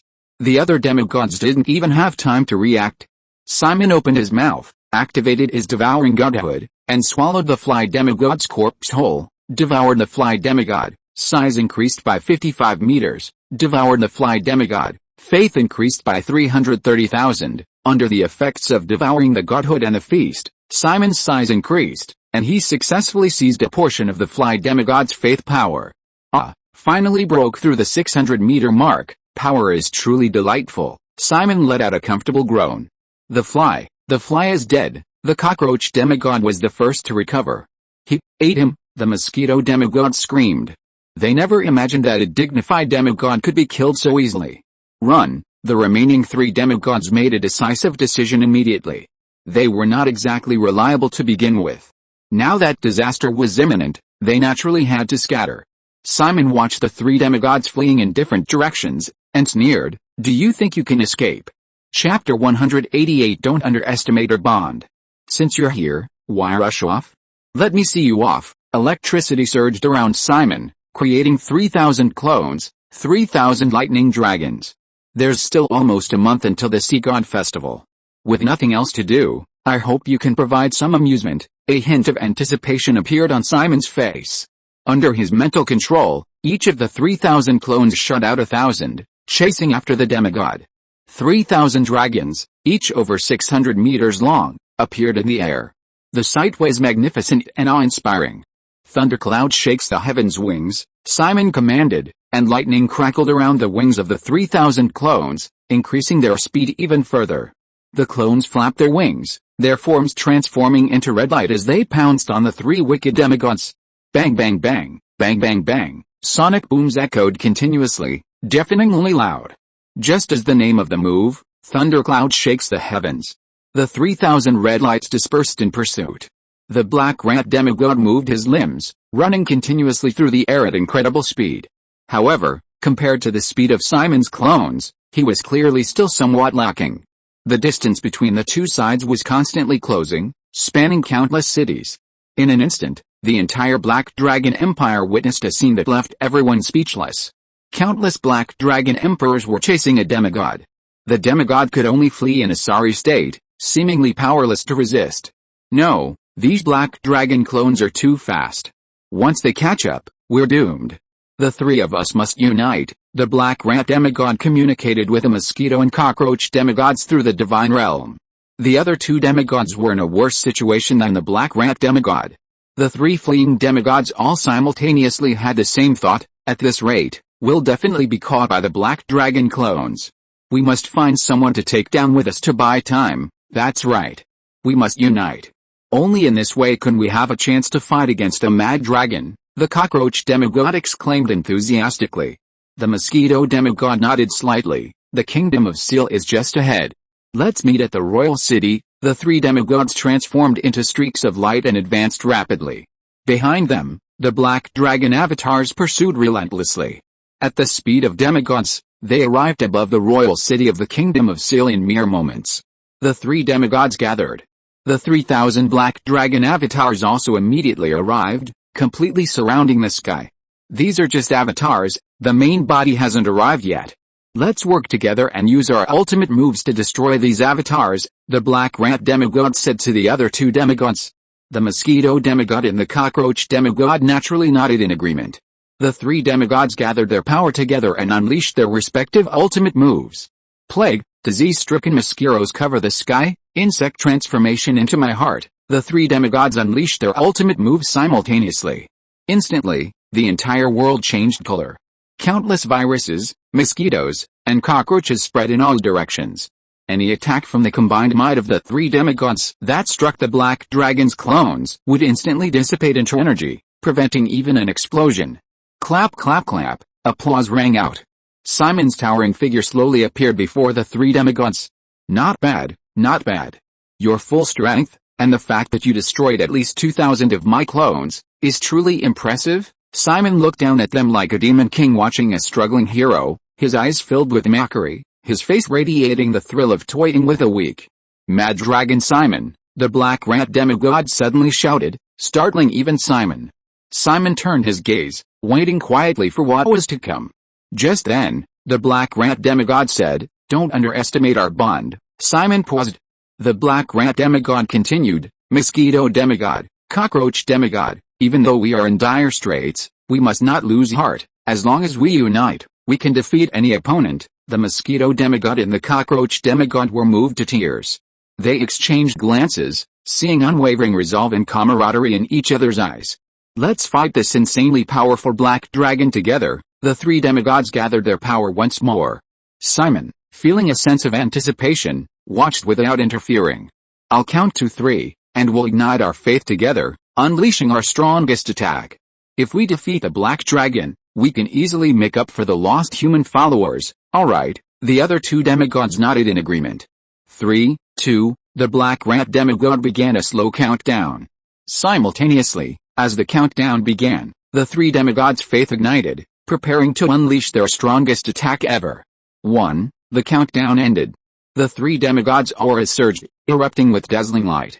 But these three beams of light weren't aimed at Simon. Instead, they carried the three demigods away into the distance. Damn it, black rat demigod, you kept talking about bonds, and you just ran away, the mosquito demigod cursed. The cockroach demigod also joined the chorus of criticism against the black rat demigod. We were comrades fighting against a mad dragon together. How could you abandon us and run away, black rat demigod? You ran away too. Who knew the mad dragon was so powerful? We three were complete strangers. Isn't it normal to abandon each other in times of trouble? The black rat demigod retorted without batting an eye. Simon, left above the city of Seal, was utterly bewildered. Ran away? What happened to our friendship and bonds? Having been tricked, Simon was furious. The remaining clones around him turned into energy and were absorbed back into his body. His body crackled with lightning, radiating red light. Undoubtedly, Simon had activated Lightning Strike and the tenfold Kaioken. With the absorption of the demigods, his size had increased dramatically, and Simon's physical body had been strengthened many times over. The tenfold Kaioken was no longer a burden on Simon's body, he could activate it at any time. Thundercloud sky-shaking wings, Simon flapped his wings, transforming into red light as he pounced on the three gods. The slowest of the three was the mosquito demigod.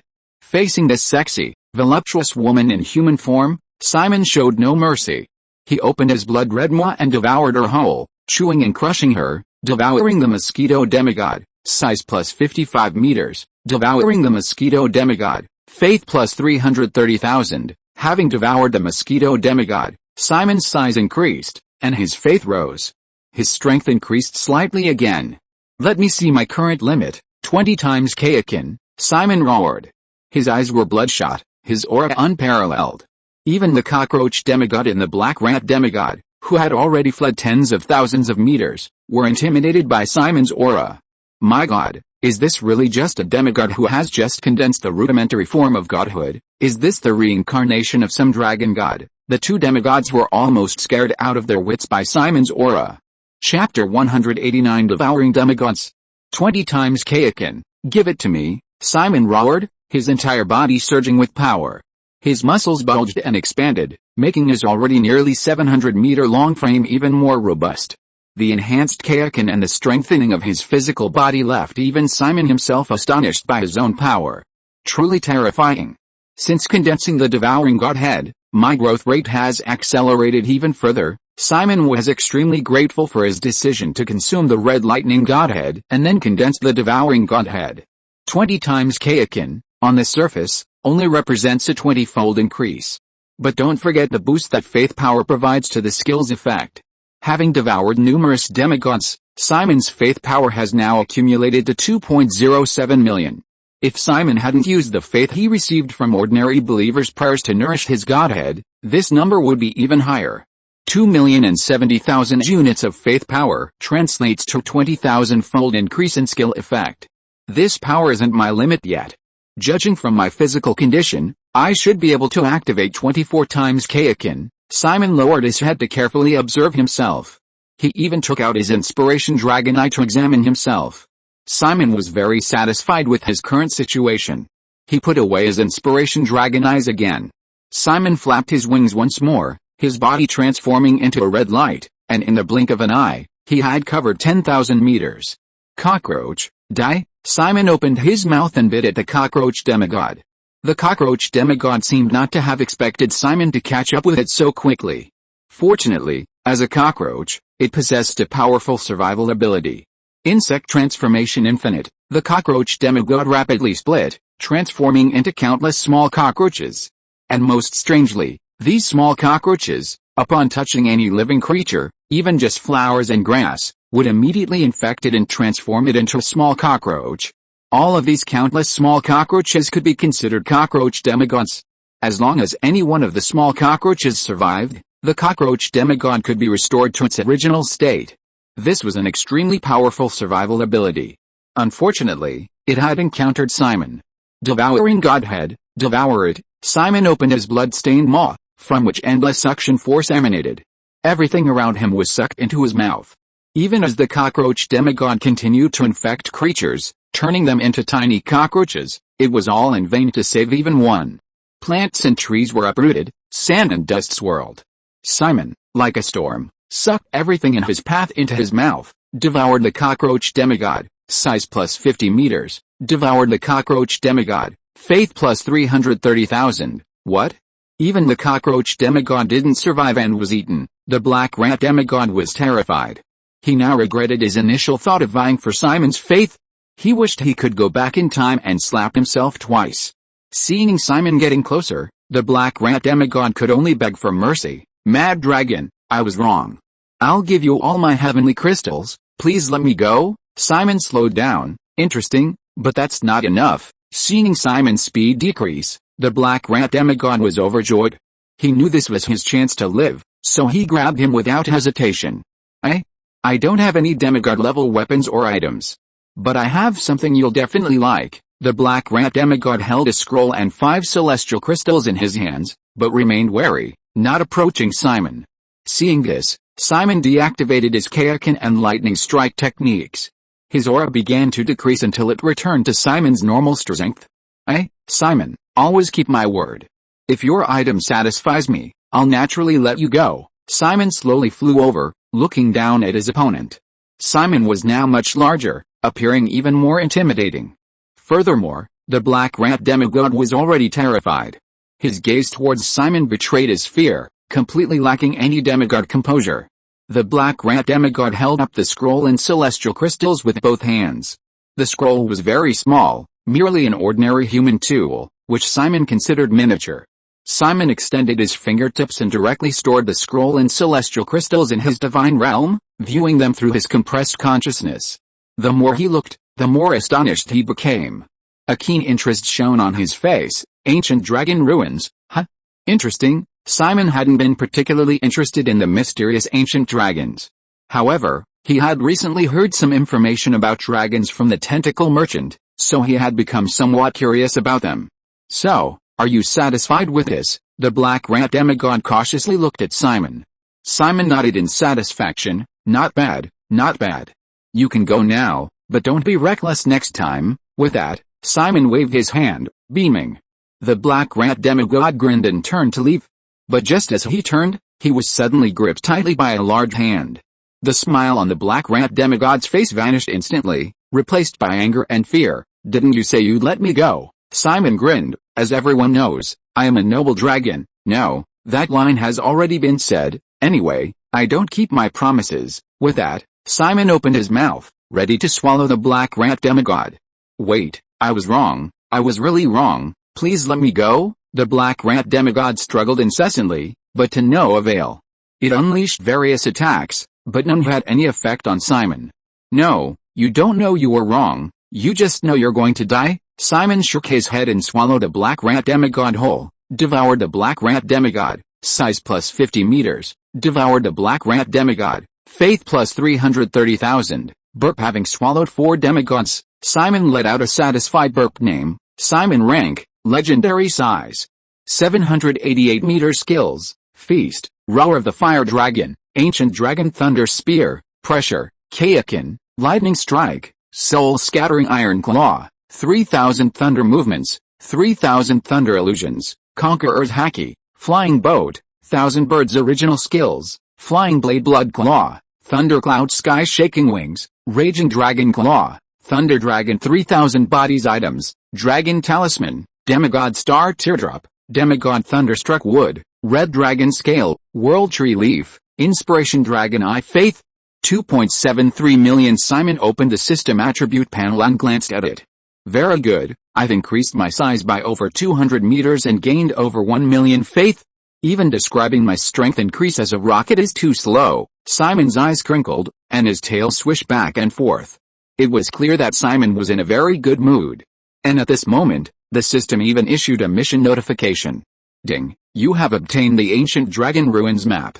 Please travel to the royal city of the Kingdom of Aura in the northern part of the southern continent to explore the mysteries of the Ancient Dragon. Quest reward, +1 lottery draw attempt." If you are listening to this novel on a channel other than Fanfic World, it means it was downloaded and re-uploaded without effort.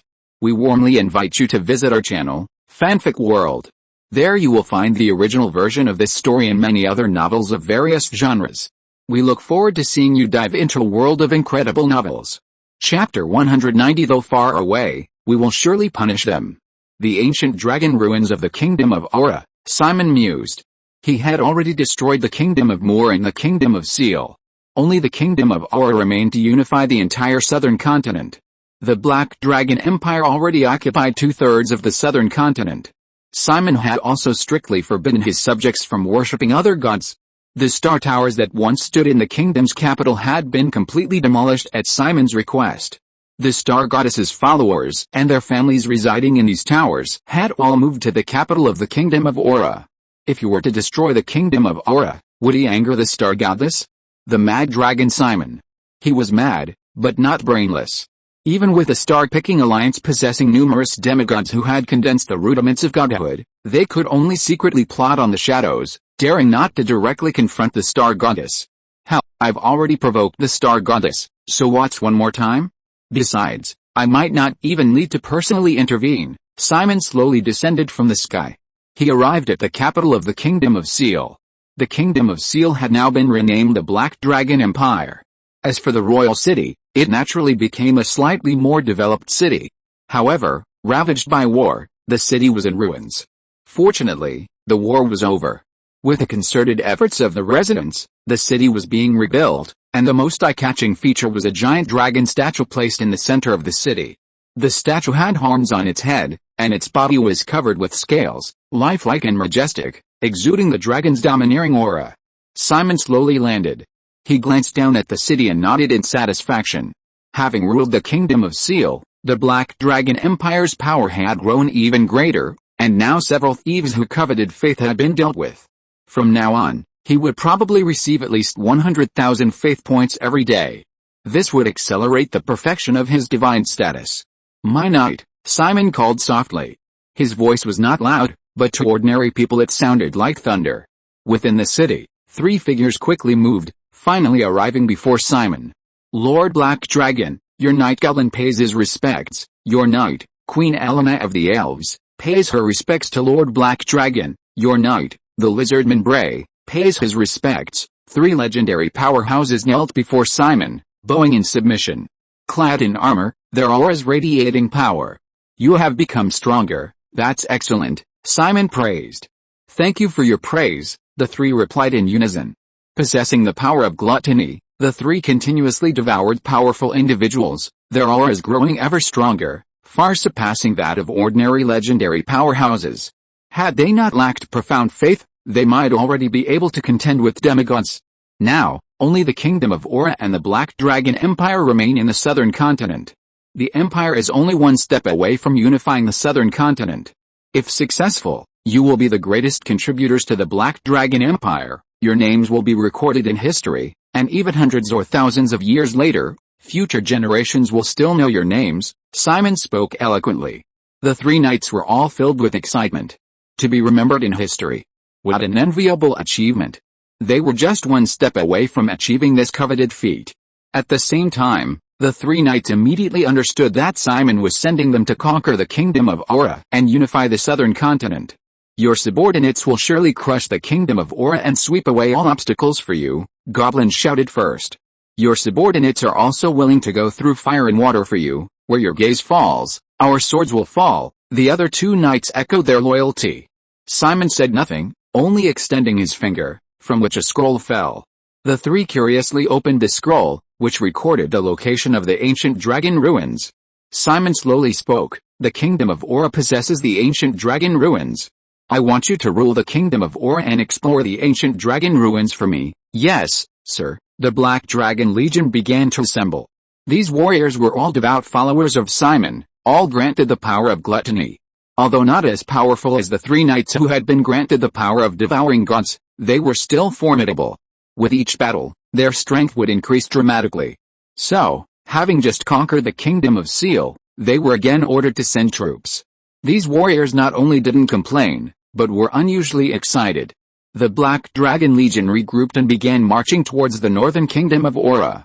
Simon flew high into the sky, nodding in satisfaction. With these warriors, things will be much easier. Before, with the mark of the goddess of night, I didn't need to fear the goddess of stars, but now that the mark of the goddess of night has been removed, it's best not to court death in front of the goddess of stars unless absolutely necessary, Simon said, then slowly flew back towards Black Dragon City. During his flight, Simon wasn't idle. He spat out 4 world tree leaves. These were the world tree leaves Simon obtained after swallowing the 4 demigods. These world tree leaves seemed to contain special power, even Simon couldn't devour them using the power of his devouring godhead. This showed the power of the world tree. Of course, this was also related to Simon's incomplete godhead. The more complete the godhead, the greater its power. Simon's devouring godhead was currently less than 1% complete. If his divine essence were complete, he might be able to devour the world tree leaves. As for why Simon took out these 4 leaves, his purpose was simple. He infused each leaf with faith power, his consciousness splitting into 4 parts to enter the divine realm. When Simon entered the divine realm through the world tree leaves of the 4 demigods, he saw only broken objects scattered around him. Simon glanced at them, feeling a pang of regret. For a demigod, destroying these objects was merely a matter of a thought. Because the 4 demigods had communicated during their escape, Simon arrived in the divine realm through their leaves in the same place. The destruction of all their belongings before their deaths would have already attracted the attention of the other demigods. Now that the 4 black dragon consciousnesses had appeared, the demigods immediately realized that Simon had killed them. The fly demigod is dead, the mosquito demigod is dead, the black rat demigod is dead, the cockroach demigod is dead. The 4 consciousnesses of Simon spoke simultaneously. Their voices overlapped, echoing continuously. All the demigods watched with bated breath. The 4 demigods, coveting my followers and invading my territory, I will kill them today as a warning. The Black Dragon Empire is my territory, Simon's territory. Any intruders, no matter how far, will be punished, Simon declared loudly, and the 4 consciousnesses slowly dissipated after speaking. The demigods in the divine realm were all stunned for a moment, then enraged. What a mad dragon, Simon. His words are indeed arrogant, HMPH. He's only just formed a rudimentary divine core, yet he's so ignorant of his own limitations. It's time to teach him a lesson, to show this little black dragon how to respect his elders. Chapter 191 Poseidon Ceremony. Simon's arrogant words enraged the demigods. However, things were different now. Simon's combat power had increased dramatically, and he was fearless even when facing multiple demigods simultaneously, even capable of overwhelming ordinary ones. Therefore, no matter how many demigods came, Simon remained undaunted. As for the demigods who had already condensed the rudiments of godhood, they might not necessarily choose to attack Simon. They had already condensed the rudiments of godhood and had their own followers. As long as they cultivated steadily, accumulated faith power, and earned celestial crystals, they would eventually perfect their godhood and break through to true godhood. They would never risk war against a demigod who had also condensed the rudiments of godhood for a little faith, just as Simon had predicted. Although many demigods in the divine realm disliked Simon, none of them actually saw trouble with him. Ordinary demigods were no match for him. Coming would only be suicide. The four scourge demigods were the best example. Demigods who had condensed godhood had no need to take risks. Demigods had long lifespans, and having few followers didn't matter. They could spend a few hundred more years to become true gods eventually. As for the true gods, it's even less likely they would travel such a long distance just to kill a black dragon. After all, the southern continent has its own true gods. The Earth Mother Goddess is hiding somewhere, the Star Goddess doesn't care about her followers, and the Night Goddess doesn't concern herself with anything. Since the three true gods of the southern continent haven't attacked Simon, any true gods from other continents who dare to come would be tantamount to provoking them, making it even less likely they would come to the southern continent to target Simon. Therefore, Simon spent a very comfortable month. During this month, the Black Dragon Legion began invading the Kingdom of Aura. However, learning from the experience of the Kingdom of Seal, the Kingdom of Aura immediately dispatched its strongest forces to resist. The Kingdom of Aura seemed to possess some special technique. They created a large number of artificial soldiers. These soldiers were fearless and incredibly powerful. Even the Black Dragon Legion was blocked, unable to defeat these artificial armies for a long time. Meanwhile, in the deep sea, Simon's avatar finally welcomed the once-a-decade Sea God Festival. Finally. It's finally starting. The mermaid princess Helen clenched her small fists, her eyes gleaming with hope. Even complete strangers could see her anticipation for the Sea God Festival. Behind the mermaid princess, several beautiful young mermaids carried a large palanquin, upon which a young black dragon lay comfortably on a cushion. Beside the dragon were numerous delicacies, fresh, juicy fruits, and plump, smooth seafood. As the capital of the Deep Sea Kingdom, the Sea God Festival, held every 10 years, was naturally located in Fresh City. At this moment, the enormous altar was laden with countless foods, gold, and jewels. The Mermaid King sat at the head of the table, tirelessly delivering the opening address for the Sea God Festival. Great Ocean God, protecting our Deep Sea Kingdom, in this deep sea tens of thousands of meters below the surface, powerful sea monsters rage, but it is the Great Ocean God who has protected us. To express our gratitude, we will hold the Ocean God Festival with the purest of hearts. Young talents from various cities will showcase their skills at the festival, and the top 10 most talented sea creatures will receive guidance from the Apostle to travel to the dreamlike Atlantis. Now, I declare the Ocean God Festival officially open. At the Mermaid King's command, the sea creatures began to sing and dance. Simon's clone sat on a large palanquin, his right hand outstretched, his fingernail piercing a grape-like fruit, which he then popped into his mouth and chewed. This life is truly wonderful. Even my main body probably doesn't live as comfortably as I do. Simon's clone's eyes crinkled with delight. Hey, why hasn't it started yet? Simon's clone had been waiting here for a month, even with countless delicacies to enjoy and numerous mermaids to amuse him. But as time went by, this clone increasingly longed to complete his mission and return to his main body. Almost there, almost there. After they finish their sea god worship dance, our young people's competition will begin, Princess Helen the mermaid said nervously. She mentally cheered herself on. Helen, the fate of Xiancheng is in your hands. You can do it. You must make it into the top 10 and lead Senior Black Dragon to Atlantis. Simon's clone patiently continued watching the ceremony. Soon, the sea god worship dance ended. Young talents from various cities took to the stage. Helen was no exception. As a princess of the nation, Helen needed to set an example. So, she was the first to go on stage to fight. The ceremony's host, holding a large starfish that could amplify its microphone, announced, "The first to step onto the stage is our princess, a young but already a 7th-tier extraordinary mermaid warrior, At this point, the mermaid host, holding the starfish microphone, added mysteriously, "According to my inside information, our beautiful and lovely mermaid princess is still single, and her ideal partner is a male sea creature stronger than her." These words immediately caused a stir in the crowd. It must be said that the merman host had a unique ability to create atmosphere. Unfortunately, he didn't know that the merman king sitting behind him was staring at him with a gloomy expression. "Has the demon shark not eaten any mermaids lately?" A male seahorse stepped forward. "Your Highness, my name is Lyren. I've admired you for a long time. If I defeat you, may I be your friend?" Lyren's face was flushed. The merman princess thought for a moment and nodded in agreement. A valiant female knight defeated by a prince and falling in love with him, that's quite a love story. The seahorse man was immediately overjoyed. "Then, princess, I won't be polite," the seahorse man roared, unleashing an astonishing aura. Transcendent 7th rank. He's also transcendent 7th rank. The merman princess Helen was shocked. She immediately reacted, using her combat skills to meet him, and the two grappled. Both were transcendent 7th rank experts with rich combat experience, and for a time, it was difficult to determine a winner. But at the crucial moment, the seahorse suddenly spat out ink. The mermaid princess Helen's face was smeared with ink, momentarily losing her sight.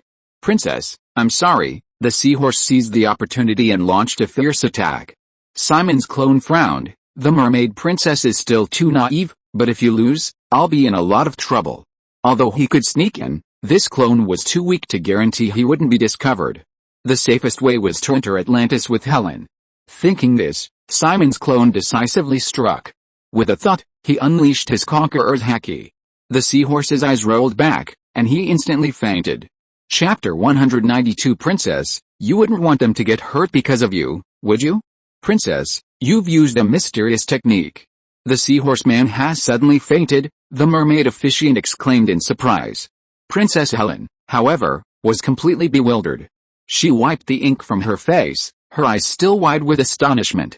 What happened? How did the seahorse man lose? Did I knock him out without him even realizing it? After her initial shock, the mermaid princess cheered. I won. I won. The sea creatures' expressions grew serious. None of them had seen how the mermaid princess had made her move. Regardless of whether they wanted to pursue the mermaid princess, she would become their biggest obstacle to entering Atlantis at this sea gods festival.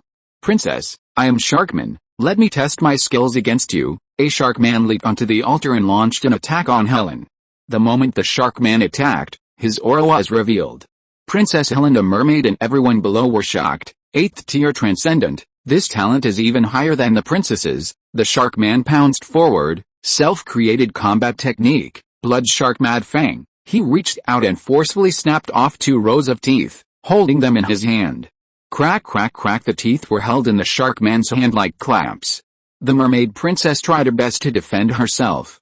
However, she had just fought with a seahorse man and her strength had not yet recovered. In addition, the Sharkman was stronger than her. For a moment, Princess Helen, the mermaid, was at a disadvantage and could only try to parry. Wounds quickly appeared on her body, and blood flowed out. After smelling the blood, the Sharkman's eyes turned red, and his attack rhythm became even more deadly. Simon sighed and could only continue to attack. A demigod's clone was not something that these transcendent stage marine creatures could resist. He unleashed Conqueror's haki again. An invisible and intangible aura instantly swept over the Sharkman. Just like before, the Sharkman's vision went black and he fainted. Wow, it's that move again. The mermaid princess has used her mysterious technique to stun her opponent and successfully turn the tide, the mermaid host shouted. The young talents in the audience all looked serious. Twice now. Twice in a row. We didn't even see how the princess made her move. Is the gap between us really that big? Your Highness, I am Seaweedsy, please fight me. Another talented sea creature stepped forward to challenge the mermaid princess. As expected, Seaweed launched a fierce attack on Helen. The beautiful and charming mermaid princess was firmly suppressed, but suddenly, Seaweed fainted. The entire scene fell into deathly silence. No one else challenged Helen, because none of them knew when the mermaid princess had made her move and knocked her opponent unconscious. In this way, the mermaid princess successfully became the first to obtain a spot to enter Atlantis. Senior Black Dragon, I did it. I did it. Helen returned to Simon's clone, raised her arms high, and cheered continuously.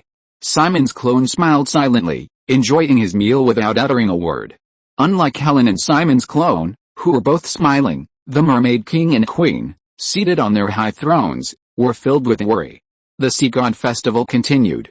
As one of the few forms of entertainment in this world, Simon's clone watched this spectacle of weaklings fighting intensely.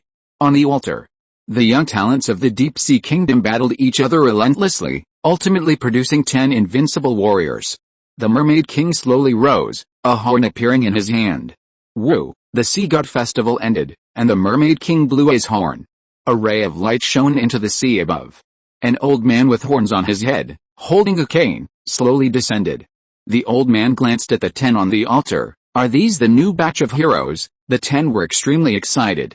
The apostle actually praised us as heroes. It's wonderful to receive praise from the apostle. The horned old man paused when he saw Simon's clone. Why is there a black dragon cub? The mermaid princess Helen stammered, trying to answer, but Simon's clone spoke first.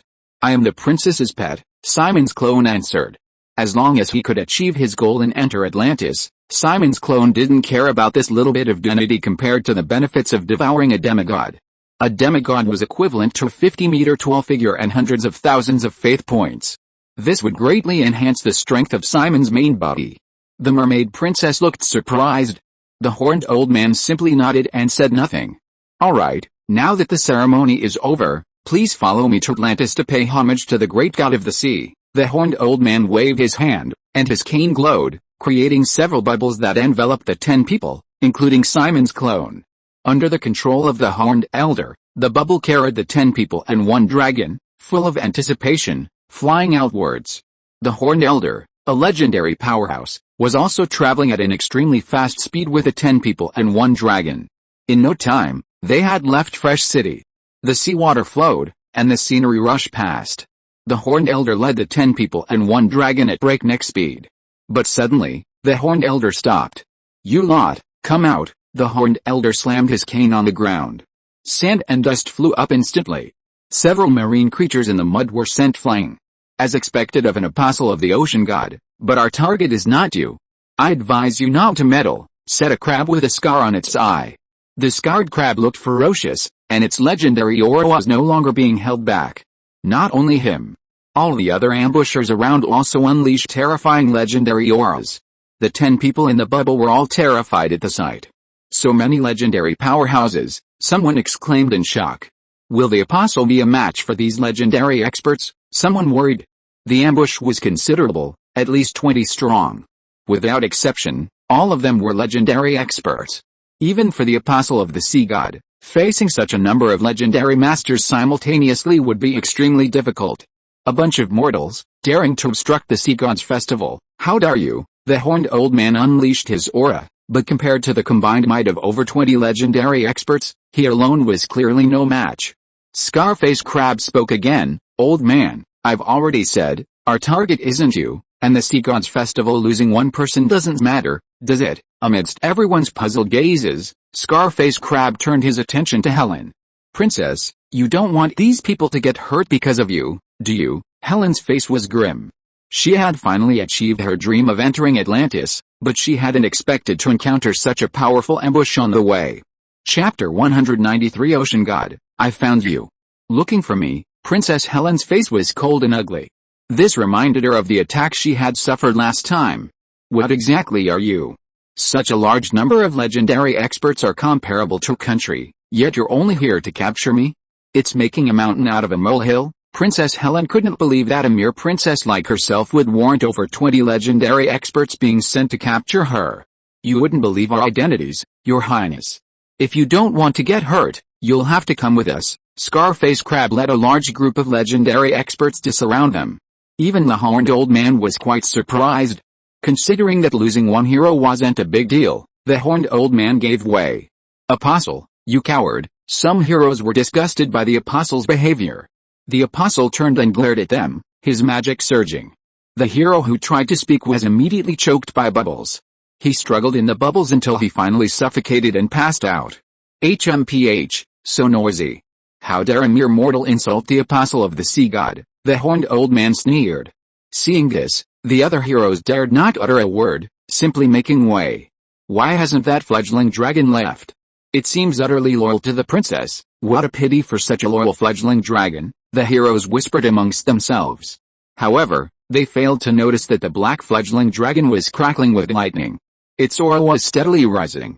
Time and time again, every time I see hope, some unexpected event comes to hinder me. The black fledgling dragon lay on all fours, wings outstretched, muttering to itself.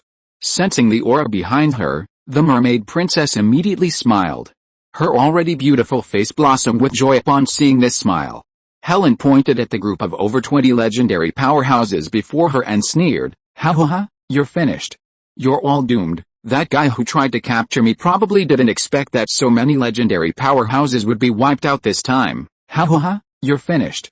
You're about to kick the bucket." A mermaid who was merely a 7th tier transcendent was now arrogantly predicting the demise of over 20 legendary powerhouses. The strength of the legends was undeniable. Any legendary powerhouse could easily crush a weakling like a 7th tier transcendent. Yet, the mermaid princess was mocking over 20 legendary powerhouses single-handedly. Scarface Crab raised an eyebrow. "Princess, even if you are a princess of the nation, isn't mocking legends far too arrogant?" The mermaid princess shook her head. "I know legends are strong, but unfortunately, you've provoked someone even legendary powerhouses cannot afford to offend." With that, she stepped aside, revealing the enraged black fledgling dragon behind her. The legends immediately burst into laughter. Ha, this newborn dragon chick, it probably hasn't even been weaned yet." The legends laughed wildly. Simon's clone didn't refute, opening its mouth wide and sucking in with incredible force. An unparalleled, terrifying suction force emanated. The legend's expressions changed drastically. This power, how is this possible? How could a fledgling dragon possess such power? Scarface Crab was the first to be affected. He struggled desperately.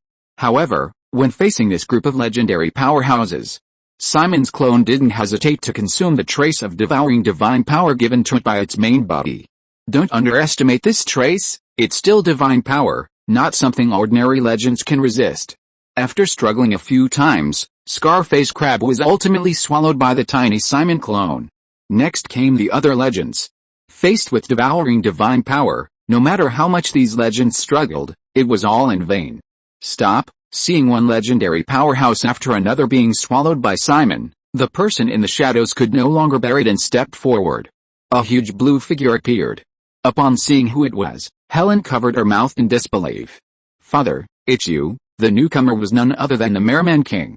He sighed. "Lord Black Dragon, considering how well we've treated you this month, why don't you let them go?" Simon's clone also stopped what it was doing and closed its mouth. As soon as its mouth closed, the suction instantly disappeared. The legendary powerhouses, having narrowly escaped death, were still shaken. "I never expected that you, Helen, would encounter such a powerful senior." The Merman King was clearly still in shock at Simon's strength. Helen looked confused. "Father, why are you here? Did you send these legendary powerhouses to kill me? Were those assassins from last time also sent by you?" The Merman King was silent for a long time before finally nodding in admission. "That's right, I did it all." "Why?" Questioned by his daughter, the Merman King turned his gaze to the horned old man beside him. "King, you should know what to say and what not to say," the horned old man threatened, narrowing his eyes. The Mermaid King's lips moved, but in the end, he could only sigh. "Helen, come home with me. Don't go to Atlantis." Helen was stunned. She seemed not to have expected that her own father had sent so many powerful warriors just to stop her from going to Atlantis. Before she could answer, a huge force suddenly came from behind, kicking her away and sending her crashing into her father's arms. "Get out of my way. Since you're not allowed to go, then don't go." Simon's clone swaggered up to the horned old man. "Old man, is it alright if I go to Atlantis in place of that stinky fish?" The horned old man hesitated for a moment, then nodded. "Of course, no problem. Black Dragon, your strength will surely be blessed by the sea god. You might even have the chance to become an apostle.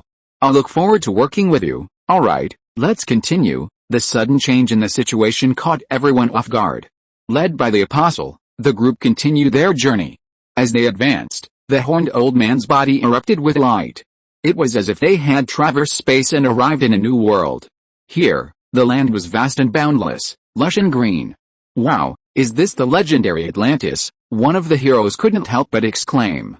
The horned old man smiled. The sea god awaits you ahead. The heroes, eager to try, pressed on.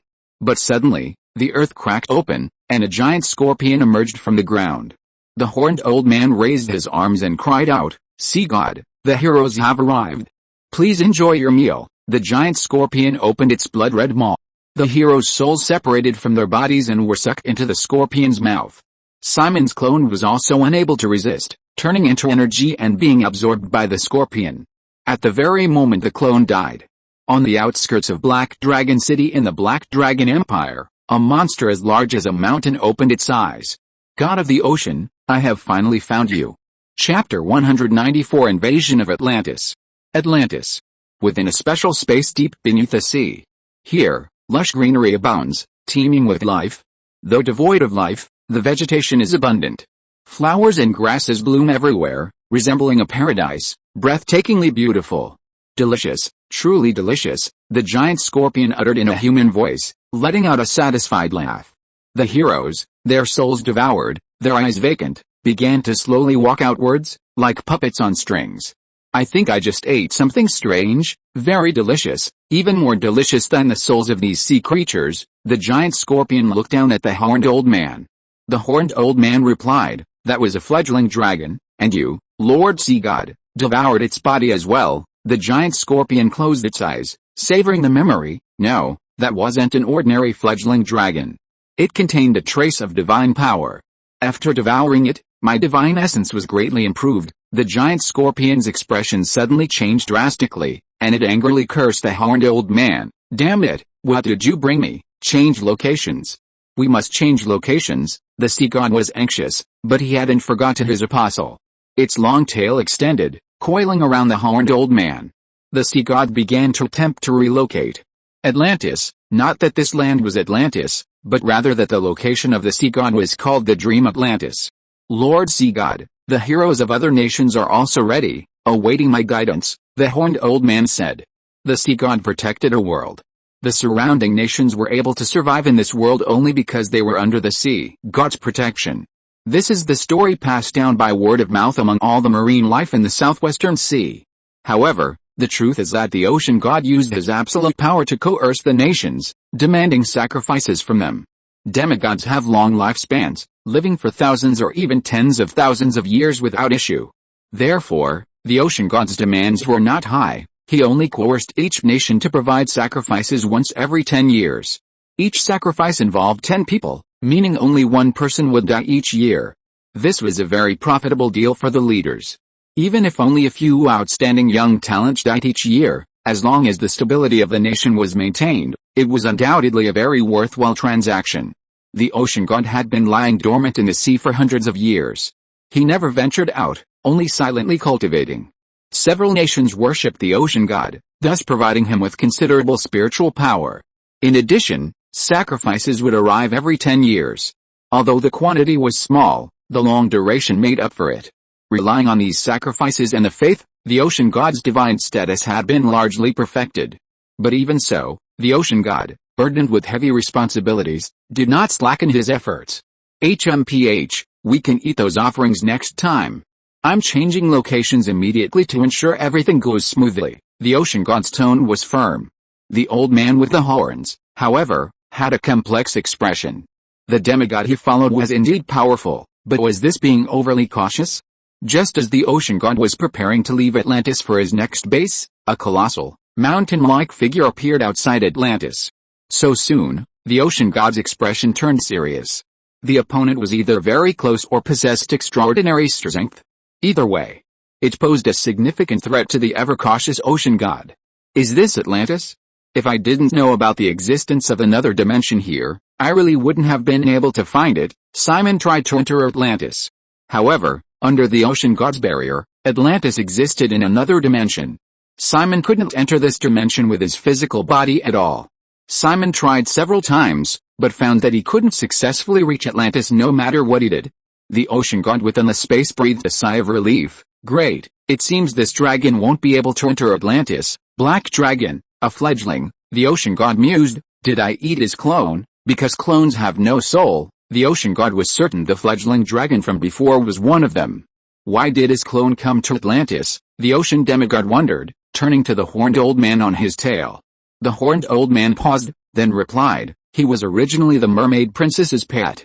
Later, the mermaid king appeared and took the mermaid princess away. That fledgling dragon then volunteered to come to Atlantis, and I agreed. The horned old man recounted everything that had happened. The ocean demigod flew into rage upon hearing this. You fool, what kind of fledgling dragon could devour a legend? That was an avatar of a dragon god, and it had deliberately targeted me. You actually let a wolf into the house. The horned old man's expression changed. Wait, Lord Ocean God, please let me explain. However, before he could explain, the ocean god directly used his tail to bind the horned old man before him. His mouth opened. The horned old man's soul separated from his body and was devoured by the ocean god. After doing all this, the ocean god looked up and carefully examined Simon. The more he looked, the more astonished and greedy he became. Such a powerful soul, such an exquisite soul.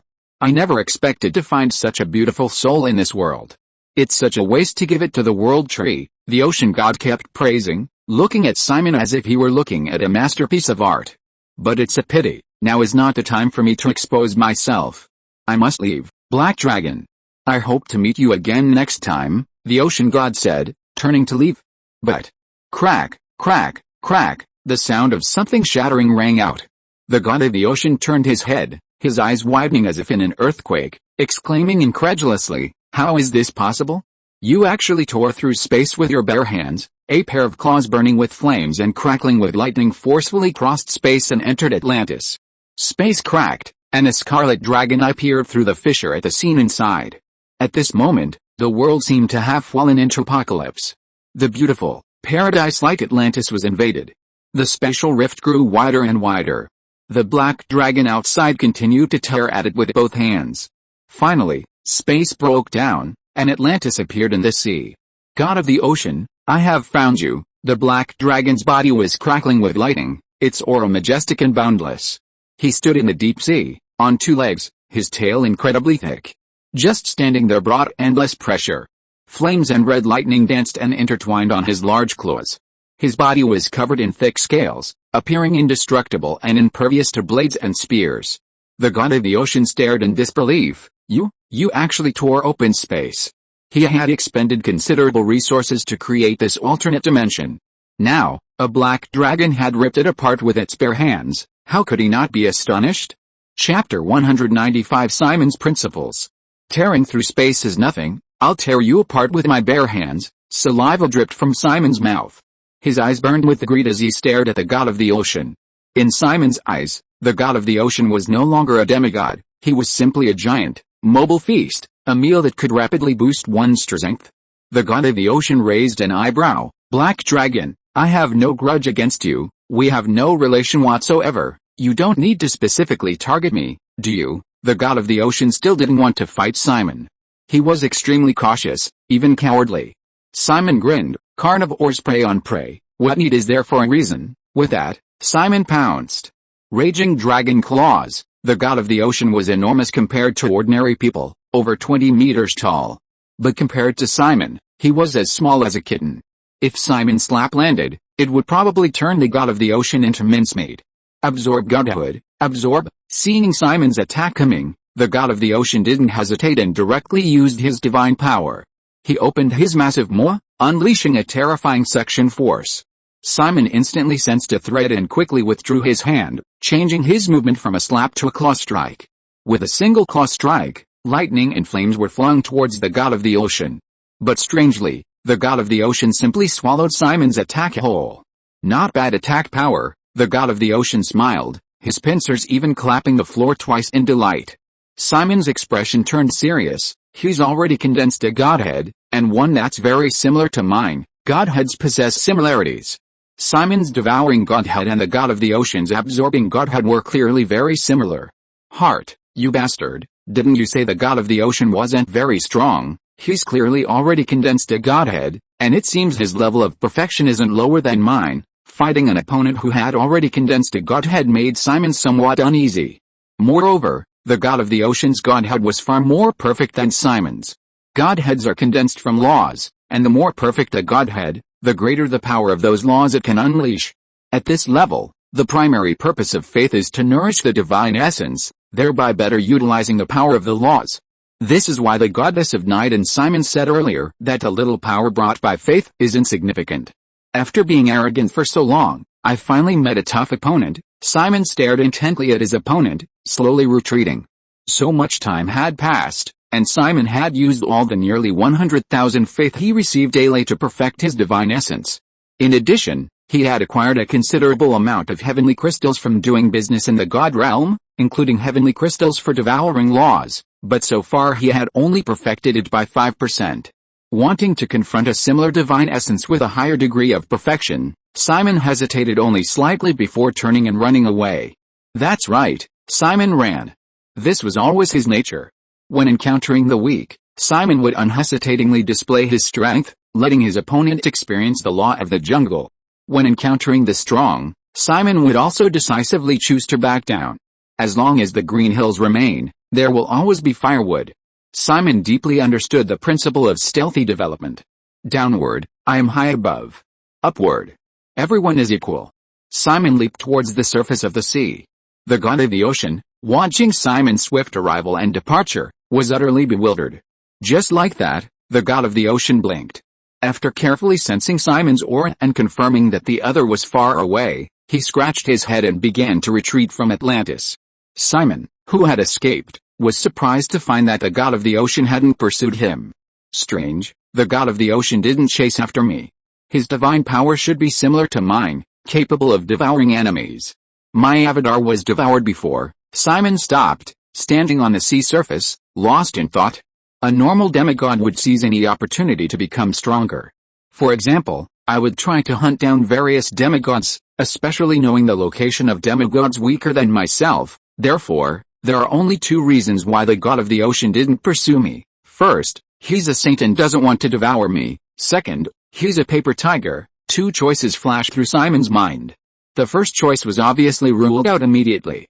Simon's eyes darted around, and he plunged into the sea again with a splash. He swooped down and found the ocean god moving towards the new base. Without hesitation, Simon unleashed his full power. Power of faith, lightning strike, 20 times Kaioken. Simon activated his state. Divinity surged from his body, electricity crackled, and red light flashed. With all his might, Simon's aura exploded. The ocean god immediately became alert. Roar of the fire dragon, Simon's lungs bulged, and the scorching heat caused the surrounding seawater to boil. Even the seawater could not extinguish Simon's raging fire. With a roar, a pillar of fire containing the explosive power of a dragon shot straight at the ocean god. Using fire in the sea, how foolish! The ocean god clamped its pincers at Simon from a distance, flow-severing scissors. The seawater in front of him was like noodles being cut short by scissors, creating a direct break. Simon's flames naturally could not escape being cut as well. The flames separated and then vanished into nothingness in the seawater. The flow continued relentlessly, rushing straight towards Simon, as if to slice him in two. Crack, but the result was unexpected. A white mark appeared on Simon's scales, but otherwise, it had no effect. What a powerful physique! The ocean god was speechless. He hadn't held back in that attack. Given the ocean god's cautious nature, he had immediately activated his faith power to enhance his attack. It's insignificant, truly a paper tiger. Simon was overjoyed. If I could devour a demigod with a divine spark, I wonder how much stronger I would become. Simon raised his right hand high. With a hiss, a 1,000-meter-long red lightning spear materialized in his hand. Ancient dragon lightning spear. With a roar, Simon, wielding the spear, thrust it directly at the ocean god. Black dragon, I'm warning you one last time. I have no intention of fighting you, but don't go too far. The ocean god retreated repeatedly, attempting to create distance. However, his retreat only confirmed Simon's intentions, fueling Simon's desire to devour the ocean god. Die, Simon roared, thrusting his ancient dragon lightning spear at the ocean god. Pump needle rain, the ocean god unleashed a barrage of water jets from its scorpion tail. The two clashed, Simon's ancient dragon lightning spear proving superior, crushing the ocean god with overwhelming force. Crimson lightning spread and raged through the deep sea. Chapter 196 Eat shit. The crimson spear mercilessly pierced the back of the ocean god. Even the scorpion's hard shell could hardly withstand such an attack. Beneath the spear tip, the carapace shattered. At the critical moment, the ocean god opened its massive maw, absorbed divine essence. Nothing is left unabsorbed. The divine essence activated, and a suction force emanated. Simon's ancient dragon thunder spear was directly sucked in. The suction force didn't stop. Simon felt a pulling force dragging him towards the ocean god. It was as if once sucked into the opponent's mouth, there would be no chance of turning the tables. At this moment, Simon finally understood the despair of those enemies he had devoured. Such a powerful suction force, is this the power of a highly perfected divine essence? Simon retreated as far as he could, his thick tail plunging into the deep sea mud like a stick, attempting to resist the ocean god's suction force in this way. Black Dragon, I told you not to be so presumptuous. Even among demigods who have condensed their divine sparks, the perfection of their divine sparks makes a world of difference in their combat power. Demigods with highly perfected divine sparks can even use the laws to develop powerful techniques that are beyond the resistance of a demigod like you who has just condensed your divine spark, the ocean god shouted as he continued to use his absorbing divine spark technique, emitting endless suction. Absorbing divine sparks, nothing is left unabsorbed. This technique, imbued with the power of the laws, was terrifyingly powerful. Even Simon found it difficult to resist. Even though Simon tried his best to resist, the suction continued unabated. As time passed, Simon was getting closer and closer to the ocean god's mouth. Suddenly, a cunning look appeared on Simon's face. You want to absorb, right? I'll let you absorb as much as you want. He sank his consciousness into the divine realm. He randomly found a demigod to trade with. Fellow god, how much for excrement? Simon only spent 1/10 of a heavenly crystal to buy countless amounts of excrement. With a wave of his hand, the excrement appeared in reality. The ocean god's suction force showed no signs of stopping. Simon's actions caught him completely off guard. The terrifying suction force instantly sucked in all the excrement. The ocean god's expression changed drastically. Ugh! He stopped his divine attack, vomiting several times, then glared angrily at Simon. You're a demigod. How could you do such a disgusting thing? Simon's smile remained unwavering. Disgusting or not doesn't matter, at least this move is very effective. Eat my raging dragon claw. Flames and lightning appeared on Simon's hands. Bubbles continuously formed at the bottom of the sea. With a swing of his claw, the surrounding space began to distort. Simon, at full power, wielded the raging dragon claw, which had been fused with a raging ape's fury strike, and was capable of tearing through even space itself. Its power was terrifying. Absorb godhood. The ocean god was just about to use absorb godhood again to absorb Simon's attack. If Simon continued to attack, his entire hand would probably be bitten off by the ocean god. But the moment the ocean god opened his mouth, countless droppings instantly flooded the surrounding seawater. The ocean god immediately shut his mouth. Different types of divine sparks have different effects. For example, Simon's previously condensed red thunder divine spark was extremely offensive, while the absorption divine spark excelled in growth and defense. When the absorption divine spark faced the devouring divine spark, which had the same effect, the one with a more complete divine spark would naturally have the advantage in battle. However, Simon's actions undoubtedly directly sealed off the use of both sides' divine sparks, eliminating Simon's disadvantage. Unless the ocean god didn't care about eating excrement. Damn it, what a disgusting black dragon, the ocean god cursed inwardly, and could only extend his pincers to protect his body. Water bubble shield, magic flowed, and a huge water bubble blocked between the ocean god and Simon. But this was meaningless. Faced with an attack powerful enough to tear space apart, any defense became useless. Claws wrapped in flames and lightning, and the water bubble shield shattered the moment they made contact. The attack didn't diminish, continuing to grab at the ocean god. If it hit, it would undoubtedly take at least half the life of the ocean god. Flow-severing scissors, pump-powered needle rain, sea-absorbing breath, the ocean god unleashed a barrage of attacks. With all his abilities, he finally managed to neutralize Simon's attacks and successfully repel him. Black dragon, you forced me to this. The ocean god swiftly moved away from the excrement-laden sea. Roar, the ocean god let out a howl. White light flashed around him, and sea creatures appeared beside him. These were the ocean god's servants, puppets he had given to absorb divine power and sent to the outside world to absorb flesh and blood. The deep-sea whale Simon had killed earlier was one of them. Now, facing an attack, The ocean god summoned back these servants.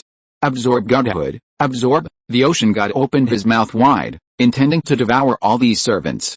Devour godhood, devour it. Simon also didn't hesitate to use his devour godhood to compete with the ocean god for the servants. A godhood of the same type as mine. The ocean god was quite surprised.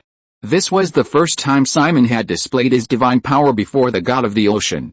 No wonder you so desperately want to kill me, the god of the ocean realized. But your divine power isn't as perfect as mine, you can't compare. The god of the ocean immediately used the technique created by absorbing divine power. All rivers run into the sea, nothing is left unabsorbed. An even stronger suction force emanated from the god of the ocean's mouth. One by one, his followers were sucked in. Simon knew he couldn't win, so he simply gave up. With a flick of his right hand, he flung out another large pile of excrement. This excrement mixed with his followers, leaving the god of the ocean in a dilemma, to eat it or not to eat it. In the end, the god of the ocean ate it all, excrement and all. The absorption divine power immediately took effect, converting everything absorbed into pure energy, beginning to heal the god of the ocean's injuries and stamina. Ha ha ha, is it delicious? Simon burst into laughter. The god of the ocean was enraged. Black dragon, you've gone too far. The god of the ocean's body began to writhe strangely. Calling him a scorpion was an understatement, he was more like a centipede. His figure swayed, hurtling towards Simon at lightning speed. Simon raised his foot to stomp on him. His foot landed firmly. Something feels off. Simon moved his foot away, seeing only shattered shells scattered on the ground. Simon's brow furrowed, a vague sense of unease creeping into his heart. Did I crush him to death, or did he shed his shell? Simon knew the ocean god couldn't be killed so easily. Why did he shed his shell all of a sudden? Just as Simon was puzzled, a long, white-boned tail suddenly shot out from the ground and pierced Simon's leg. Simon tried to dodge, but his size was too great, and the opponent was too fast. He couldn't dodge in time.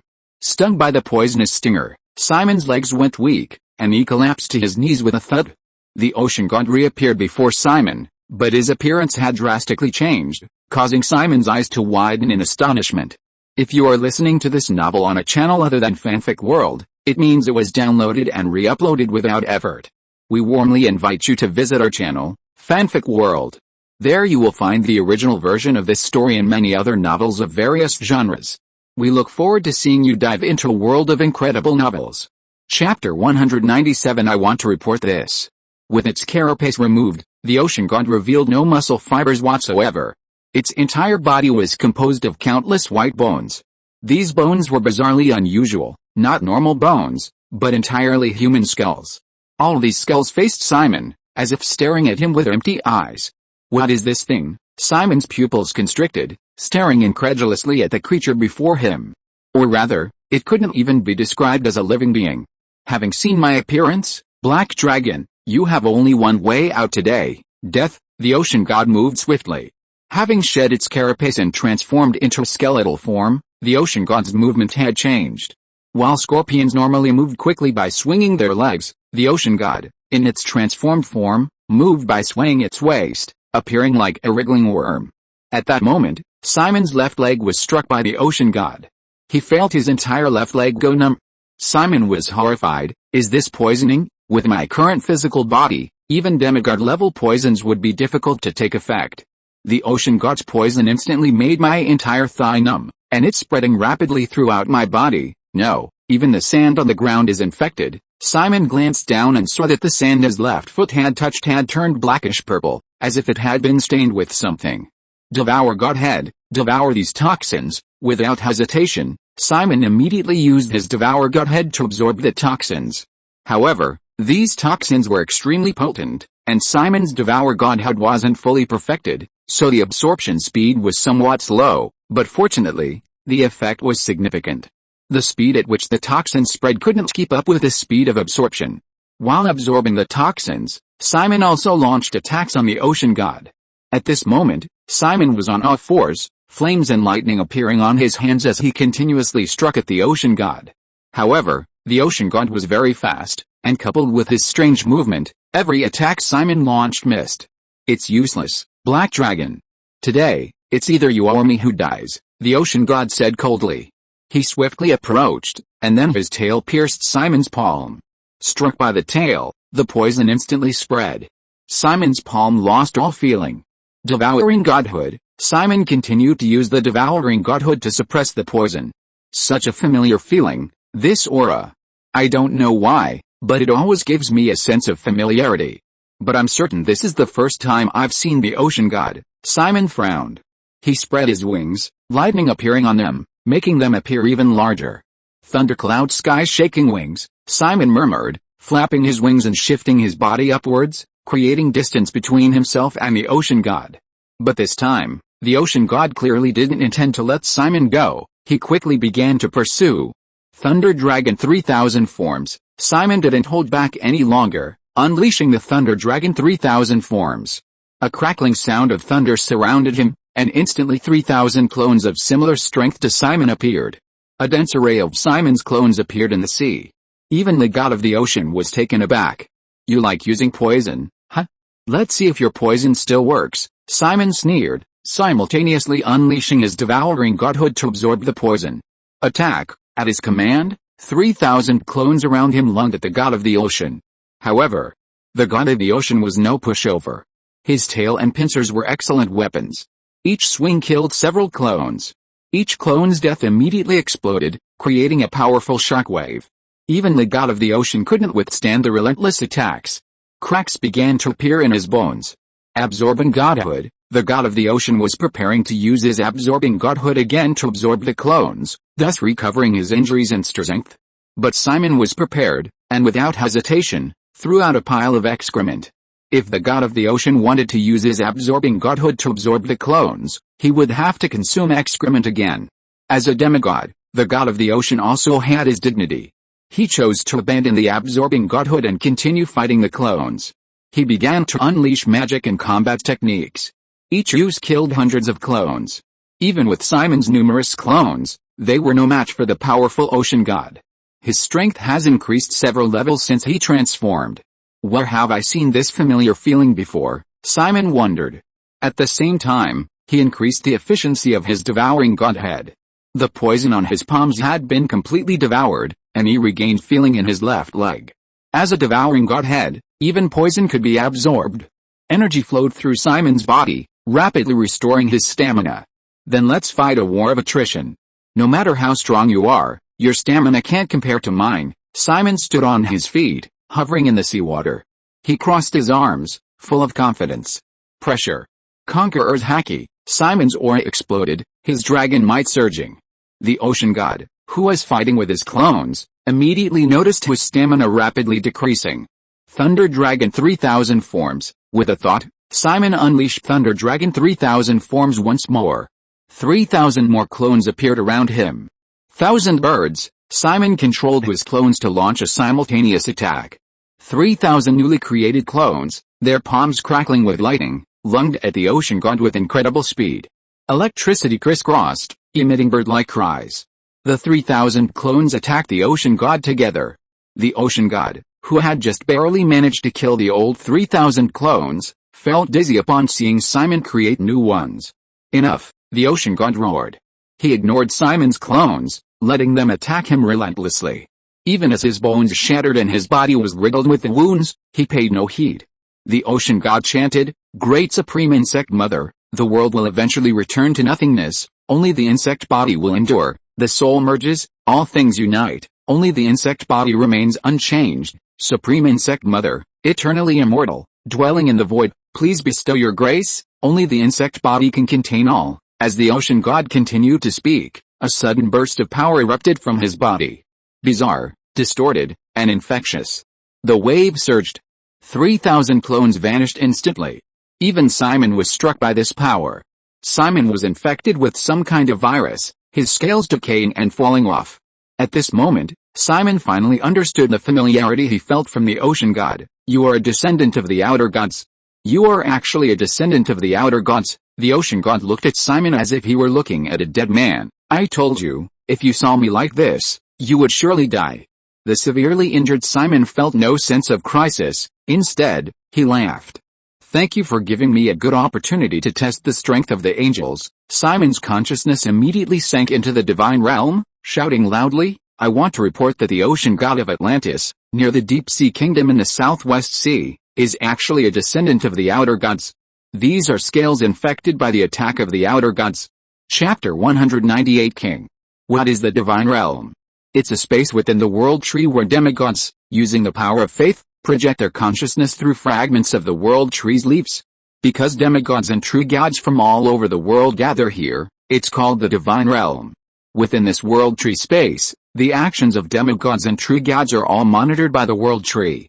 This is the scale that infected me with the power of the outer gods. Simon held up his scale. This dragon scale was rotten and filled with a horribly twisted aura.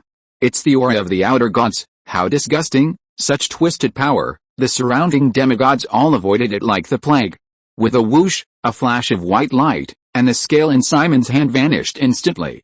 Understood, you did well. We angels will handle this matter, a majestic female voice echoed for a long time within the divine realm. Simon's lips curled into a smile.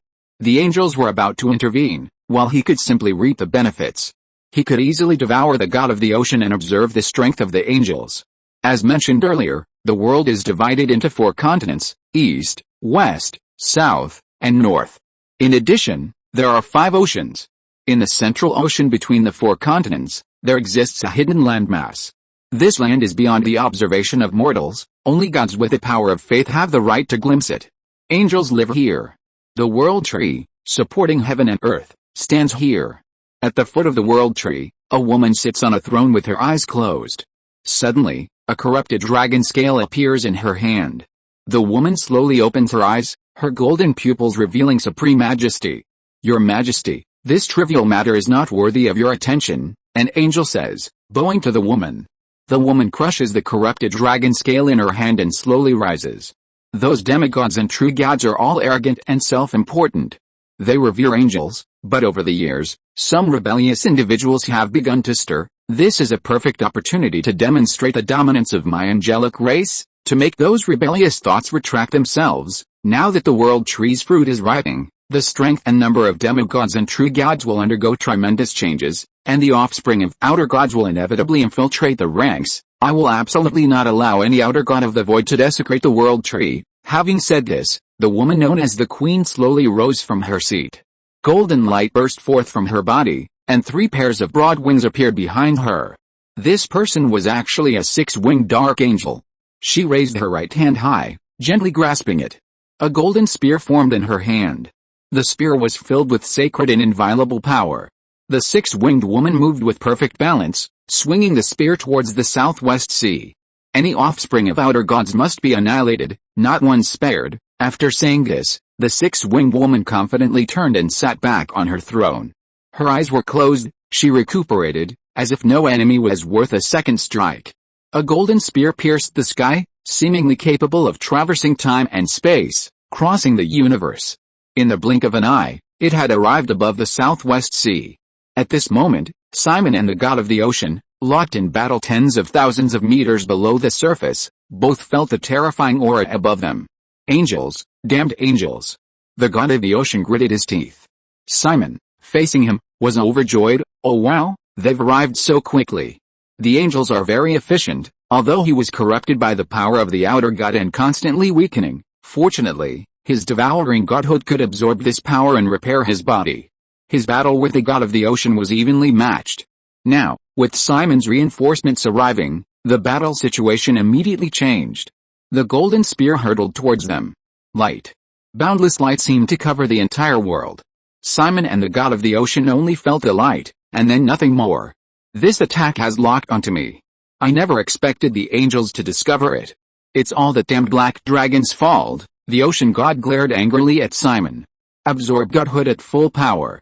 Absorb everything in its path. Burn. Power of faith. Great. Supreme insect queen. Of all things in the world, only the insect body is eternal. The ocean god knew the power of the angels, so he unhesitatingly used all his trump cards, even beginning to burn his power of faith.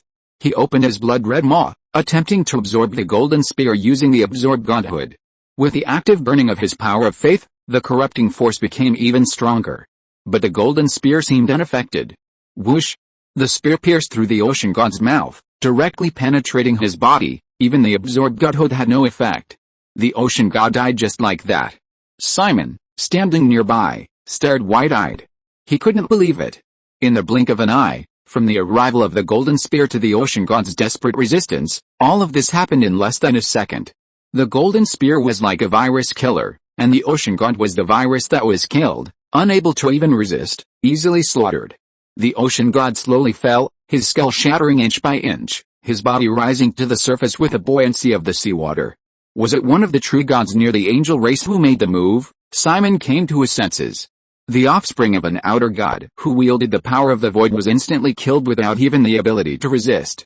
If it were him, he probably wouldn't have changed the outcome either. This power was truly terrifying. Hey, ocean god, and your absorption godhead are mine now. Simon happily stepped forward, grabbed the ocean god's corpse, and swallowed it whole. Devoured ocean demigod, size plus 72 meters, devoured ocean demigod, faith plus 660,000. The system notified him that Simon's size had increased significantly, and he had gained faith power through plunder. After consuming the absorption godhead, my devouring godhead has improved considerably. Perhaps I can also try to develop the laws and techniques, Simon murmured. He lowered his head and looked at the golden spear stuck in the deep sea. The spear was entirely made of energy, and Simon had a wicked idea.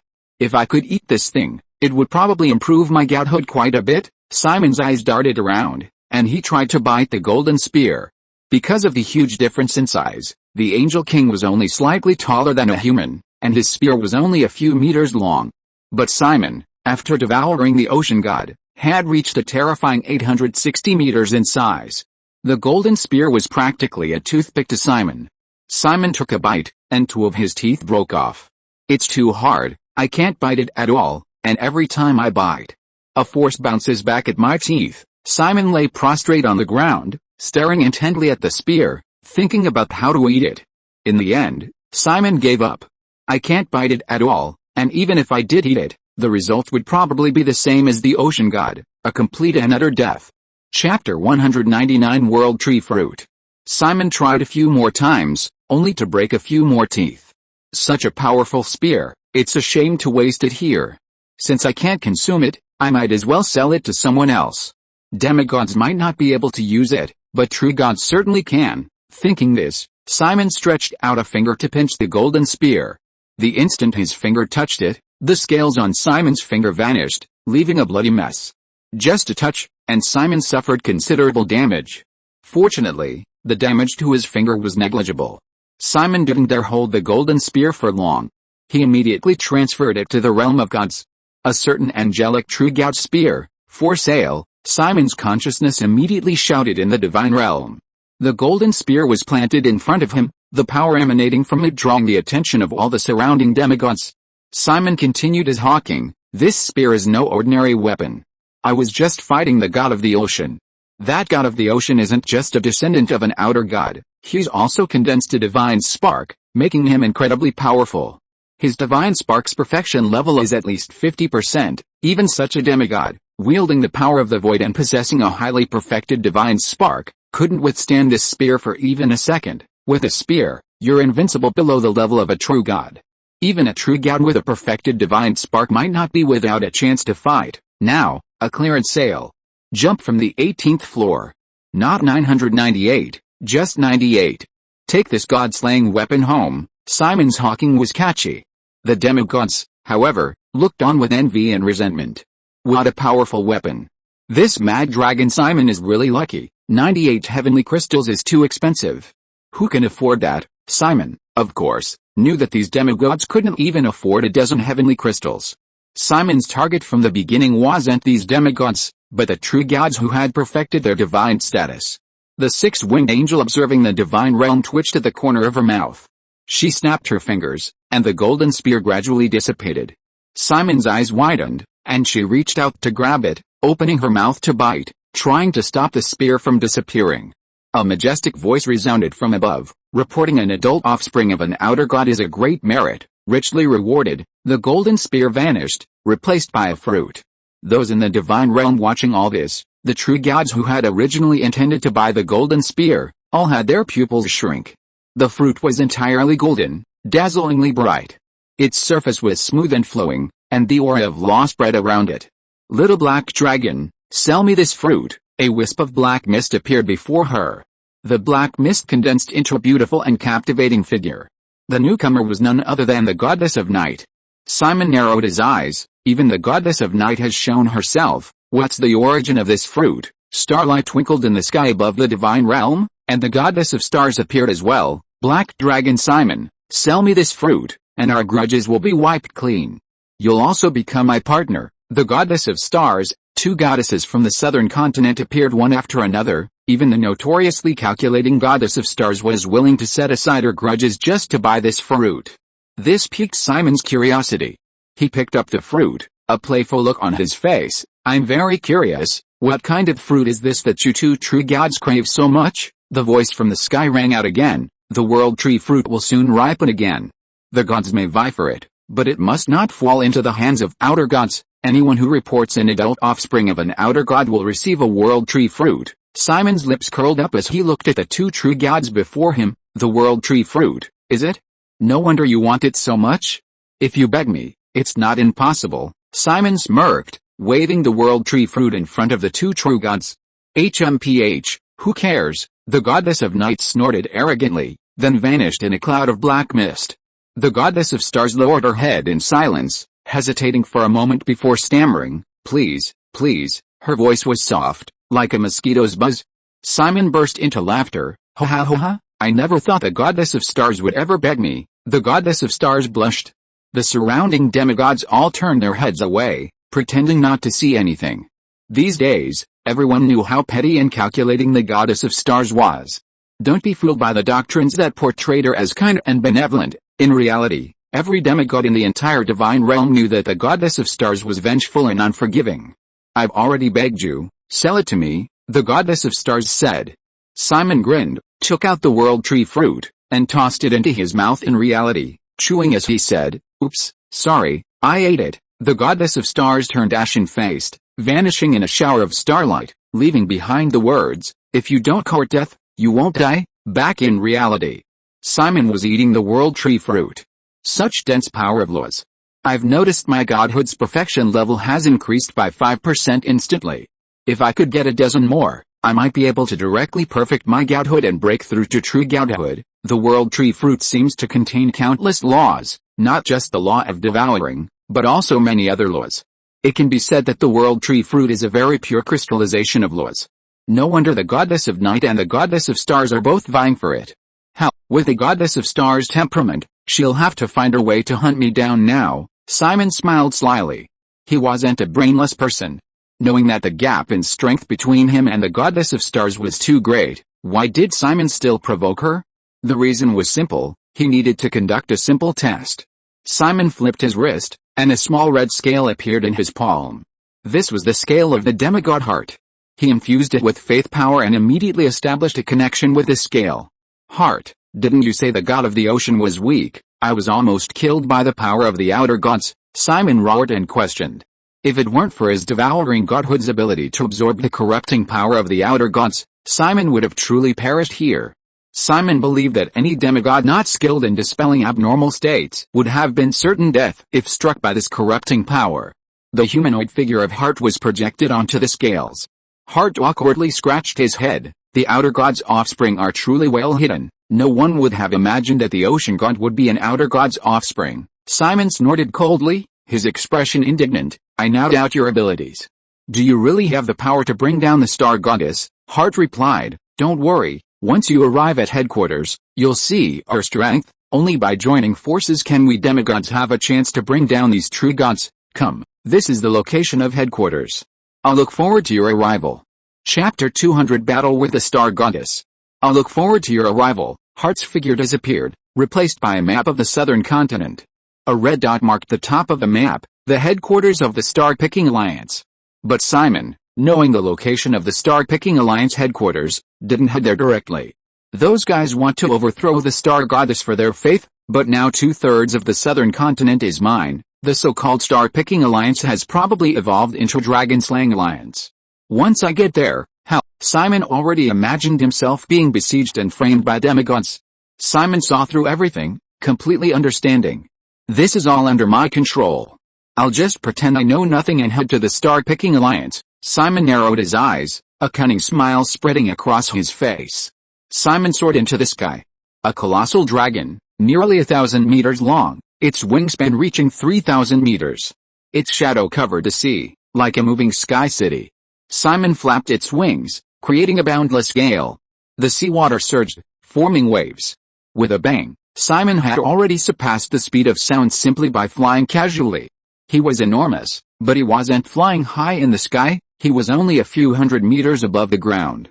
The creatures of the ocean and everything on land sensed an incredibly powerful being moving at breakneck speed. Simon's ostentatious and open flight naturally couldn't escape the perception of the other demigods and gods of the southern continent. In the sky tens of thousands of meters above his head, countless stars appeared. These stars connected, outlining a somewhat blurry female silhouette. The newcomer was none other than the star goddess. Even though Simon was now nearly 1,000 meters tall, the star goddess's size was even greater. Even Simon couldn't help but marvel at the star goddess's power. Black Dragon Simon, how dare you make me lose face before the gods? You deserve to die, the star goddess roared furiously. Without the protection of the goddess of night, let's see how you escape from my grasp today. You are doomed. With that, the star goddess reached out her right hand to grab Simon. The hand grew larger and larger with the wind, eventually reaching a size of 10,000 meters. This colossal hand descended, even causing Simon to tremble. Without hesitation, he turned and fled. Simultaneously, Simon immediately used his red dragon scales to communicate with Heart. Save me, save me. Heart's phantom image was projected onto the scales. Heart was completely bewildered, then saw the enormous hand of the star goddess. Heart's face darkened with anger. That despicable star goddess. Not only has she monopolized numerous cultivation resources in the southern continent, but now she's even attacking my dragon race's promising young talents. She's trying to wipe out all the geniuses of my dragon race? Child, hold on. The star-picking alliance is your strongest support. We'll arrange for nearby allies to come and support you. Heart finished speaking and proactively hung up the connection. Simon's lips curled into a triumphant smile. The star goddess's enormous hand struck. However, after absorbing the divine spark, Simon's devouring divine spark's perfection level has greatly increased. Even against a true god with a perfected divine spark, he might still have a fighting chance. Let me try the inspiration I got from the ocean god. Simon stopped his movements and turned to face the oncoming giant hand. Devouring divine spark, absolute bite. Simon opened his blood-red maw and actively bit into the 10,000-meter-long hand. The devouring divine spark was constantly operating, unleashing the power of laws. The phantom of the star goddess's expression changed. My hand is out of control? What kind of ability is this? She felt her palm lose control and was frozen in place. Simon seized this opportunity and bit off one of the star goddess's thumbs. So it's the power of laws. The black dragon's growth rate is truly astonishing. When we first met, it was just an extraordinary creature, but now it has actually condensed a divine spark and become a demigod. But it wants to devour me? It doesn't even know its own limitations. You think you're worthy, the star goddess sneered. Starlight appeared on the bitten-off thumb, and a new thumb was reconstructed. Simon grabbed the severed thumb and swallowed it whole, but it was all for naught. Not only did its size not increase, but it also failed to absorb the devouring godhead to generate energy. Simon quickly realized, did it deliberately dissipate the finger? Even though I ate it, it can still control the lost finger. No wonder it's the star goddess. Although he was an enemy of the star goddess, her strength was undeniable. Then see you next time. Lightning appeared on Simon's wings, and he began to flee into the distance, thundercloud sky shaking wings, trying to escape. The star goddess's arms continued to extend, following closely behind. Even though Simon had already unleashed the thundercloud sky shaking wings, transforming into a streak of red light and moving rapidly forward, he still couldn't shake off the star goddess's massive hand. The distance between them continued to close. A red fox suddenly rushed out. Mad Dragon Simon, I've come to save you. The red fox's aura surged rapidly, reaching the level of a demigod in the blink of an eye. She swiftly summoned her divine essence, speaking in a coquettish voice to the star goddess. You rascal, come quick. The star goddess paused, then actually changed direction and grabbed at the red fox. Red fox, I'll protect you, a gruff voice rang out. A giant rhinoceros galloped through the air, its body covered in mud forming armor that appeared indestructible. The rhinoceros horn slammed into the star goddess's hand, knocking it back. The star goddess reacted. Is this reinforcements? It seems you've joined that clown-like organization, the Star-Picking Alliance, Black Dragon. Enchanting laws are rather rare, but your defenses will be quite weak. The star goddess waved her right hand, and countless stars surged forth. These stars began shooting lasers in all directions, leaving nothing but desolation in their wake. Red Fox, don't be afraid, I'll protect you. The rhinoceros demigod rushed towards the Red Fox immediately. However, Simon was faster. Fellow Fox, with me here, these lasers can't harm you, Simon pounced. They roared with their mouths wide open. But suddenly, the Red Fox and the rhinoceros found themselves unable to move. A laser beam struck, instantly piercing the Red Fox. The thick-skinned Simon and the rhinoceros demigod, on the other hand, only suffered minor superficial injuries. No. Red, the rhinoceros demigod screamed. The star goddess watched this scene with great interest, her large hand reaching out. The rhinoceros demigod wanted to help the Red Fox demigod, but was stopped by the star goddess. Brother Rhinoceros, I'll go check on my fox friend. Alright, it's up to you, Brother Black Dragon. You must save her. If you save Red, my life is yours. The rhinoceros demigod tried his best to stop the star goddess. Simon swooped down and arrived in front of the injured Red Fox demigod, who had fallen to the ground. End of this chapter. Thank you so much for reading until the end. Don't forget to give it a like. Looking for more exclusive content and immediate access? Subscribe to our Patreon. Remember, every like, subscription or donation encourages us to continue. Thank you all. See you in the next video.